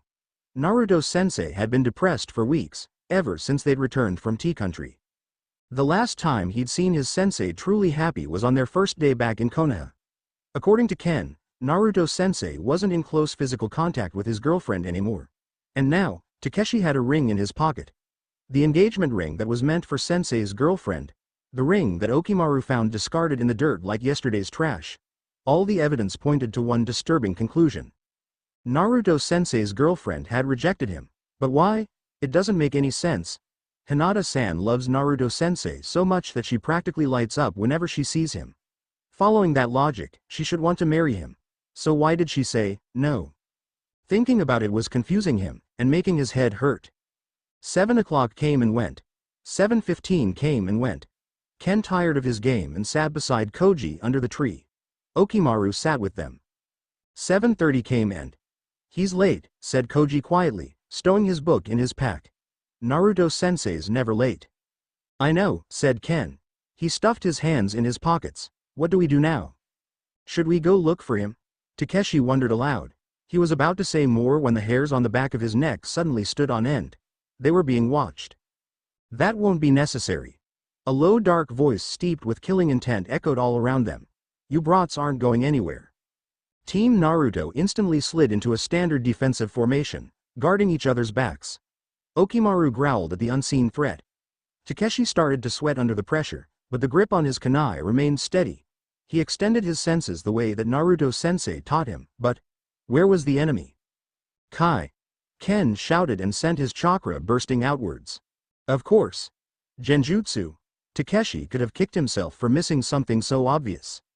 A man shimmered into view right in front of them, just a few feet away, and the oppressive killing intent vanished. Not bad. For brats, he smirked. Maybe training you won't be such a waste of time, after all. Takeshi didn't let down his guard. Who was this guy? He looked familiar. Black hair, black eyes, pale skin, aristocratic features. And a katana strapped to his back. It took a second for Takeshi to recognize him. He slowly lowered his weapon. Uchiha Sasuke, Ken growled. You will call me Uchiha-sensei. Until further notice, I am your substitute teacher. Naruto, wake up. Iruka put his hands on his hips and sighed a bit in exasperation when Naruto rolled over and continued to sleep. He reached down and shook his shoulder. Naruto, it's time to get up. Gue. Naruto buried his face in his pillow. I'm having a good dream. A good dream? Iruka's lips twitched in amusement. Come on, Naruto. Get up and I'll treat you to lunch at Ichiraku. One blue eye cracked open. Ichiraku. Yes. Okay. Naruto yawned and sat up rubbing his eyes. What time is it? It's almost noon. Oh, okay. Noon? Shit. I'm late. Naruto jumped to his feet in nothing but his boxers and frantically dug around his pack for a clean change of clothes. Iruka-sensei, why didn't you wake me up earlier? Naruto got dressed in record time, pulling on a dark orange tank top and black pants and then strapping a kunai holster to his right thigh. You didn't fall asleep until very late last night, besides, you looked like you needed it. But, my kids, he protested, snatching up his hyodate. We had team training scheduled this morning. Relax, Naruto. I took care of it. You did? Naruto paused in the middle of shrugging on his John and flak jacket. Yes. I got someone to cover for you. I also sent a message to the academy to tell them that I'm taking a sick day. You don't look sick, Naruto pointed out. That's because I'm not, Iruka said with a mischievous glint in his eyes. You and I are playing hooky. Iruka-sensei. I can't believe you, Naruto pointed an accusing finger at his old teacher. He tried to look scandalized, but the wide grin on his face gave him away. Playing hooky? What would your students think? They don't have to know. Iruka leaned forward and whispered conspiratorially. It can be our little secret. Naruto laughed. Okay, thanks, Iruka-sensei, for everything. Bastard, Ken hissed, glaring at their temporary sensei. Shish. He'll hear you. Koji whispered, glancing furtively in his direction. Do you want to get in trouble with Uchiha-sensei? He's not our sensei, Ken retorted hotly. I refuse to call him that. The last Uchiha was undoubtedly one of the strongest ninja in Konoha, but Ken would rather sleep with cats than work under that. That man. He was too young to remember, but he'd heard the stories. How the last Uchiha had turned traitor and turned his back on his friends in the village. How he joined up with the legendary missing Sannin, Orochimaru, for power. Then he'd repented, and the village as a whole had welcomed him back, to the Inuzuka, whose clan motto was, Wild Heart, Loyal Soul. There was nothing worse than a traitor. Ken might have accepted the Uchiha. Eventually, if that had been all. He was too young for Sasuke's past sins to have affected him personally. Except for one thing. Uchiha Sasuke had tried to kill Naruto-sensei in cold blood, and had nearly succeeded. That man had rammed a Chidori through Naruto-sensei's chest. Ken had heard the story from some of the Inuzuka nin dogs, who'd heard it from one of Hitaki's dog summons. Just thinking about it made his blood boil. I know they're friends again, and I know Naruto-sensei forgave him a long time ago, but I don't trust him, not one bit. Let's just get this over with. Koji yanked at another stubborn weed and tossed it aside. It was early afternoon. Team Naruto was performing yet another tedious D-rank mission in the village while Uchiha-sensei supervised from across the yard. Koji couldn't wait to finish their mission. Then they could go. He didn't like working with Uchiha-sensei any more than Ken did. The man put him on edge with the way that held himself aloof from everyone, and the way he never smiled. Koji had tried to break the ice that morning by cracking a small joke and had received an icy glare and 20 laps around the training field for his efforts. I hope Naruto-sensei gets better soon, Koji muttered. Heck, I'd even take Lee-sensei over Uchiha-sensei any day of the week. At least Lee-sensei knows how to take a joke. I don't think Naruto-sensei's sick, Takeshi said softly. He added another weed to his ever-growing pile. What makes you think that? Naruto-sensei's never sick, Takeshi shrugged. Remember, he said something about it once. Yeah. Ken frowned in concentration. Something about a rapid healing ability. If he's injured in a fight or poisoned, he recovers faster than most people, and normal colds and viruses don't affect him. I think he's just taking some personal time off, Takeshi said grimly. Because of Hinata-san? Asked Koji uncertainly. Yeah. Oh. The boys worked in silence, weeding, pruning, and fertilizing all the plants in the garden. They collected all the debris and put it in a large bin for composting. Then they waited while Sasuke ran an appraising eye over their work. The mission was completed successfully. You are dismissed. They almost, but not quite, ran for their freedom. None of them wanted to give Uchiha-sensei a chance to change his mind. Several times, Ken checked over his shoulder using all his enhanced senses to make sure they weren't being followed. His gut instinct told him that they were still being watched. He strained his ears and sent just a touch of chakra to his nose, but he didn't detect anything out of the ordinary. Finally, Ken chalked it up to paranoia and relaxed. Coincidentally, the boys found themselves in front of the academy, because they had finished their D-rank mission in good time. It was still early and classes were still in session. Most of the students were indoors, but one class of third-year students were having target practice with kunai and shuriken outside. Ken, Koji, and Takeshi paused to watch and ended up lounging on the grass the way they used to back when they were students at the academy. What a jerk! Koji exclaimed. I don't understand why Naruto-sensei is friends with Uchiha-sensei. I can't stand that guy, Ken snarled, as he clenched and unclenched his fists, wanting to hit something. I want Naruto-sensei back. Me, too. If only she'd said, yes, Takeshi mused aloud. What do you mean? Think about it. If she'd said, yes, then Naruto-sensei would have been great, he'd be his normal happy self. Except she didn't. And now we're stuck with Uchiha-sensei. That's it, said Koji, snapping his fingers. He smiled widely at his friends. All we have to do is get them back together. Then everything will go back to normal. And how are we supposed to do that? Takeshi asked skeptically. I have no idea, Koji admitted sheepishly. Figures. Takeshi rolled his eyes in mild exasperation. I think we should try, said Ken thoughtfully. Things are already pretty bad between Naruto-sensei and his girlfriend, so we couldn't possibly make things worse. And what if we can help fix things between them? It couldn't hurt for us to try. That's right, Koji agreed enthusiastically. There has to be something we can do. What we need is a good plan, Ken said firmly. As one, Ken and Koji both turned to Takeshi and waited expectantly. Takeshi groaned and covered his face with his hands. Why are you looking at me? You're the strategist on this team, Koji pointed out. So think of something already. And make it good, added Ken. Naruto-sensei's future happiness is at stake. No pressure, of course, said Koji cheerfully. Ganbat, Takeshi. You can do it. Morons, Takeshi muttered darkly. Shut up and let me think. Shizune sighed wearily. As the Hokage's personal assistant, she was constantly swamped with work. In addition to managing Tsunade's schedule, keeping track of mission reports, and working shifts at the hospital, Shizune also represented the Hokage in other matters. Occasionally, she sat in on council meetings instead of the Hokage and arbitrated minor disputes. This recent fiasco with the mixed-up drugs only added to her mountain of work. Right now, her biggest priority was tracking down all the kunoichi who received the false contraceptives. Her other tasks could wait because their health took precedence. Shizune scanned the long list of names in front of her. Thankfully, most of the names had already been crossed out. Only 9 names left. The next name on her list was Hyuga Hinata. Shizune made a mental note to schedule a physical with Hinata as soon as possible. Then she frowned in concentration. Something about seeing Hinata's name nagged at her. Shizune had the strangest feeling that she was missing something, or forgetting something important, but what? Good morning, Shizune-san. Good morning, Keiko. Shizune smiled at the young secretary. These are purchase orders for extra supplies and field kits for the teams that are going out on long-term border patrols.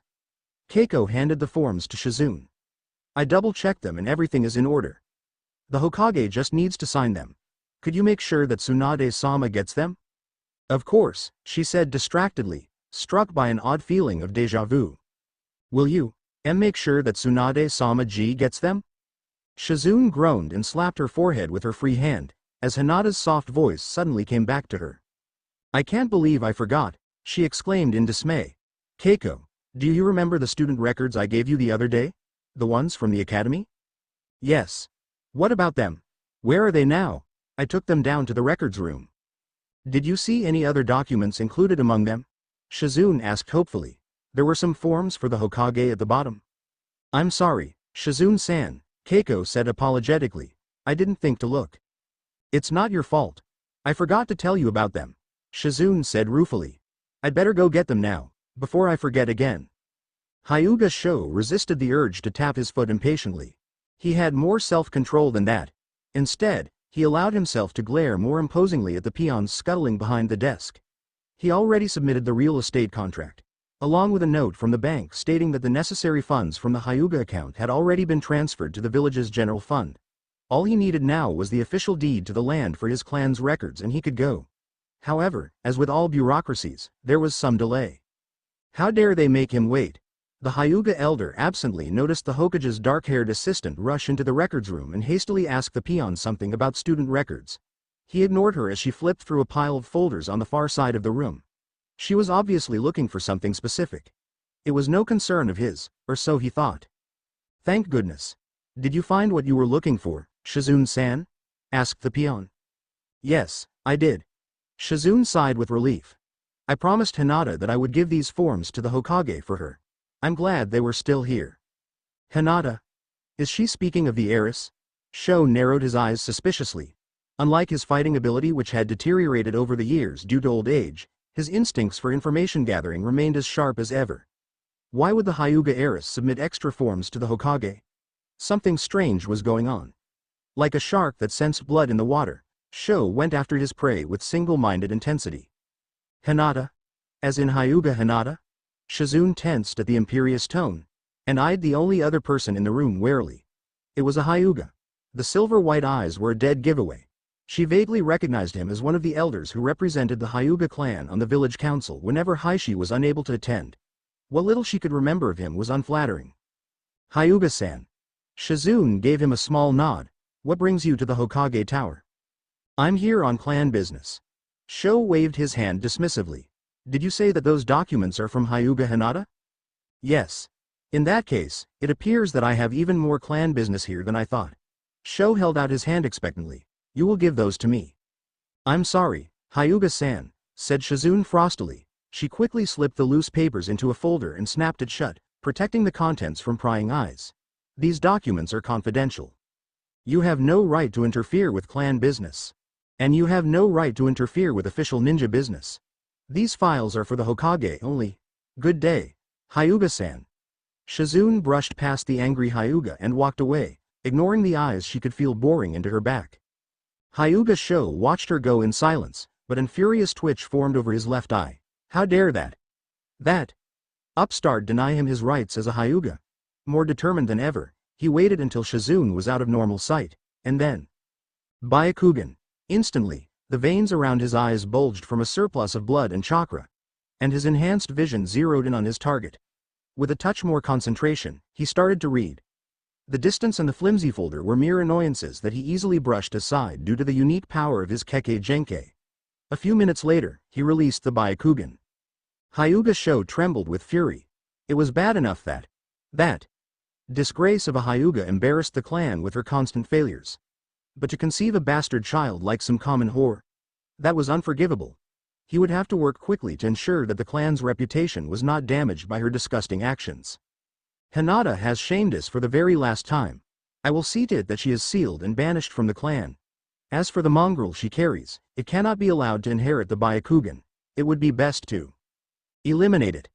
Hinata's day had crawled by. Seconds felt like minutes, minutes felt like hours, and each hour felt like an eternity. All she wanted, all she'd ever wanted, was Naruto. She needed to find him yesterday, but she didn't know where else to look. The only reason she came to the academy this morning, instead of searching for Naruto again, was because she had wanted to talk to Iruka-sensei. He and Naruto had always been close. Iruka might know where to find Naruto, except Iruka wasn't at the academy. He was homesick. Then before she could request the day off, 2 other assistant teachers and the taijutsu instructor also called in sick. Suddenly, the academy was understaffed and she couldn't leave. Hinata burst into action the moment her last student left the classroom. She quickly wiped off the blackboard, jotted down some quick notes in the margins of the syllabus, completed overview of chakra circulatory system, started basic first aid techniques, assigned reading, PGS 378 to 412 of Shinobi Nations, and closed the windows which had been opened to let in some fresh air. Then she took a final glance around the empty classroom. It was ready for the next class. She was done for the day. Finally, I can go. I'll look for him at the Hokage monument again. Then I'll try Ichiraku and check his favorite training ground. If I still can't find him, I'll wait outside his apartment. He has to go home. Eventually. She picked up her jacket and turned to go, only to come face to face with Koji. Ken. Takeshi. What are you doing here? Hinata blinked in surprise. A sudden fear gripped her heart and squeezed. Did something happen to Naruto? You could say that, Takeshi shrugged. Naruto-sensei didn't show up for training today. We got a substitute teacher instead. That man is not our teacher, Ken muttered. Shut up, Ken, hissed Koji. We agreed to let Takeshi do the talking. Look, Hinata-san, Takeshi said, ignoring his friends, it's really none of our business. But things that affect Naruto-sensei affect us, too, because we're a team. You know? So we're making it our business. We think you should change your mind about Naruto-sensei. Ken smacked Takeshi over the back of his head, hard. Ow. What did you hit me for? That's it? That was your plan? You're telling her to change her mind? I thought you said it was a good plan, accused Koji. It is a good plan. Now shut up and let me talk. Hinata looked back and forth between the boys in confusion. What in the world were they talking about? Change her mind about what? What plan? Takeshi turned back to Hinata and looked her in the eyes. Hinata-san, you need to change your mind about Naruto-sensei. I don't understand why you said no, so I'm going to tell you about all the reasons why you should be saying yes instead. Naruto-sensei. He's a great guy. He's a jonin, so you know he makes decent money. He's strong, he's funny, and he's loyal. He doesn't drink or gamble or smoke. And he's totally awesome with little kids. In other words, he's perfect husband material. But most of all, he loves you. And that's why you should say yes. Hinata wanted to laugh or cry. She couldn't seem to decide which. Naruto's genin were trying to convince her to marry Naruto. Didn't they know? She wasn't the one who needed convincing. She knew all of Naruto's wonderful qualities inside and out. She dreamed of marrying Naruto since she was a child. The one they needed to convince was Naruto. She wished them luck, with all her heart. If only he did. If only Naruto wanted to marry me. Have you talked to your sensei? Hinata asked gently. It's sweet that you're so concerned about his life, but marriage is a very big step. Maybe he doesn't want to get married. You should ask him if that's something he wants first. Takeshi tilted his head to one side and a strange expression crossed his face. Behind him, Ken and Koji were equally baffled. What an odd thing for her to say. Are you kidding? Of course, he wants to get married, Takeshi said confidently. What makes you say that? Hinata wondered. This. Takeshi tossed a small blunt object in her direction. Superior reflexes automatically kicked in and Hinata easily caught the object in midair with one hand. She examined the item curiously. It was a nondescript box that was so small it easily fit into the palm of her hand. The outside of the box was scuffed up and dirty as if it had been tossed around and then recovered from a ditch. She opened it to find a ring? Granted, it was a beautiful ring. What's this? You know what that is. Takeshi frowned. Why was she acting like she didn't know? That's the engagement ring Naruto-sensei bought for you. Hinata froze, absolutely certain that her ears were playing tricks on her, or that she was dreaming, and she forgot to breathe. An engagement ring? For her? From Naruto? Naruto-sensei thinks that we don't know this, but he commissioned it in Wave Country on our first C-ranked mission outside of the village. He bought this ring in Wave Country. She asked faintly. Her heart was pounding too fast and she was lightheaded. She felt like she would pass out at any second. Wave Country. But that means that he bought it months ago. Yeah. About 6 or 7 months ago, I guess, said Takeshi nonchalantly. He said he was only catching up with an old friend, but Ken overheard them talking. Naruto-sensei finally showed it to us a couple of weeks ago, on the way back from T-Country. Not only did Naruto want to marry her, but he wanted to marry her more than 6 months ago, before she'd gotten pregnant. Hinata trembled as the implications started to sink in. If we get married now, it won't be because of the baby. Naruto wants to marry me. Her joy was suddenly eclipsed by despair. But IHH hurt him so much. What if he doesn't want me anymore? I have to find him. Thank you for telling me this. I have to go. Hinata ran from the classroom, leaving the boys in her wake. Please don't let it be too late. Naruto hesitated just outside main entrance to the academy. What am I doing? I shouldn't be here. He had enjoyed spending the day with Iruka. They had lunch at Ichiraku and then wandered around the village. They even played several games of shugi, with Iruka trying to teach Naruto the finer points of the game. He was grateful to Iruka for trying to distract him, but Hinata was never far from his thoughts. Iruka said that he needed to talk to Hinata. It had sounded like a good idea last night, when he'd been half drunk and desperate to believe that he still had a chance with her. However, now that he was sober and calmer, he wasn't so sure. What if Iruka was wrong? What if she really didn't want to see him? He'd practically promised not to bother her anymore. Wasn't he going back on his word by being here? But his feet remained rooted to the ground. He couldn't bring himself to leave without at least seeing her first. I just want to make sure she's okay. I'll just look. I won't bother her. It's not going back on my word if she doesn't even see me. Right? That excuse sounded lame even to his own ears. His shoulders sagged. I'm so pathetic. I'm stalking my girlfriend and trying to justify it. No wonder she left me. I should go. Before she sees me. Just then the doors flew open. Naruto reacted just in time to avoid getting smacked in the face. Hey. Watch where you're. Naruto almost choked on his words when he saw who it was. Naruto-kun. Hinata looked absolutely shocked to see him. He wondered briefly where she had been going in such hurry. She was slightly winded from running so fast. Her beautiful lavender eyes were wide with surprise, and she was panting lightly, small puffs of air passing her soft lips. He jerked his gaze away from her incredibly kissable lips before he could give in to temptation and swallowed hard. "Oh. Hey, Hinata-chan." Naruto pasted a smile on his face. "I was just passing by because, you know, it's a nice day and I was taking a walk." He cringed at the awful excuse. "How are you? You're obviously in a hurry, so I won't keep you. Yesterday, I said I wouldn't bother you anymore. Right? So I won't. You don't have to worry about that." Naruto wanted to kick himself. He was babbling like an idiot. It was a nervous habit that he couldn't seem to break. Why wasn't she saying anything? She was just staring at him, like she couldn't believe he was dumb enough to stick around where he wasn't wanted. He bit his lip and looked away. "I'm sorry," he said quietly. "I'm just here because I wanted to see you. I'm sorry for yelling at you yesterday. That's all. If you don't want to see me, that's okay. I understand. I'll go. I'm sorry, Hinata-chan. Whatever it was that I did wrong, I'm sore." Don't say that. After trying so hard to track him down the day before. After failing to find him no matter where she looked. The last thing she expected was to run into Naruto right outside the academy. She couldn't believe that he was right there. What could she say that would convince him to give her a second chance? She grew more and more heartbroken, the more she listened to him speak. He didn't understand at all. She didn't want him to go. Why was he apologizing? It wasn't his fault. Don't say that, she said fiercely. You don't understand at all. Hinata-chan. Don't be sorry. In just 3 steps, she closed the distance between them, until she was mere centimeters from touching him. Don't go. She clutched the front of his flak jacket so tightly that her knuckles went white. She was terrified that he would disappear the moment she let go, so she was never going to let go. You didn't do anything wrong. She buried her face in his shoulder and sighed. Her warm breath fanned against the side of his neck and Naruto's mind went blank. He shivered, hypersensitive to her body pressed against his. "I love you."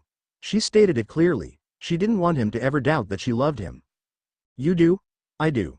I love you. I will always love you. I love you so much." Thank God. Naruto was dizzy with relief, and his heart was singing, dancing, and doing cartwheels inside his chest. If he was dreaming, he never wanted to wake up. He wrapped his arms around her, crushing her to him and burying his face in her hair. "Hinata still loves me. I love you, too. I'm the one who should be sorry, not you." Her breathing hitched and her shoulders started to shake. "I'm sorry, Naruto-kun. I was so horrible to you. I'm so sorry." Naruto pulled back in alarm when he felt hot tears soaking through his shirt. "Shh. It's okay, Hinata-chan. Please, don't cry," he begged. "It's okay." And it was. Everything was okay now because he had her back in his arms. And in his life. "Naruto-kun? Can we go home now?" she asked shyly. "I want to go home." Naruto laughed. It was the happiest moment of his life. Thanks for watching. Also remember to subscribe and like this video. See you in the next video.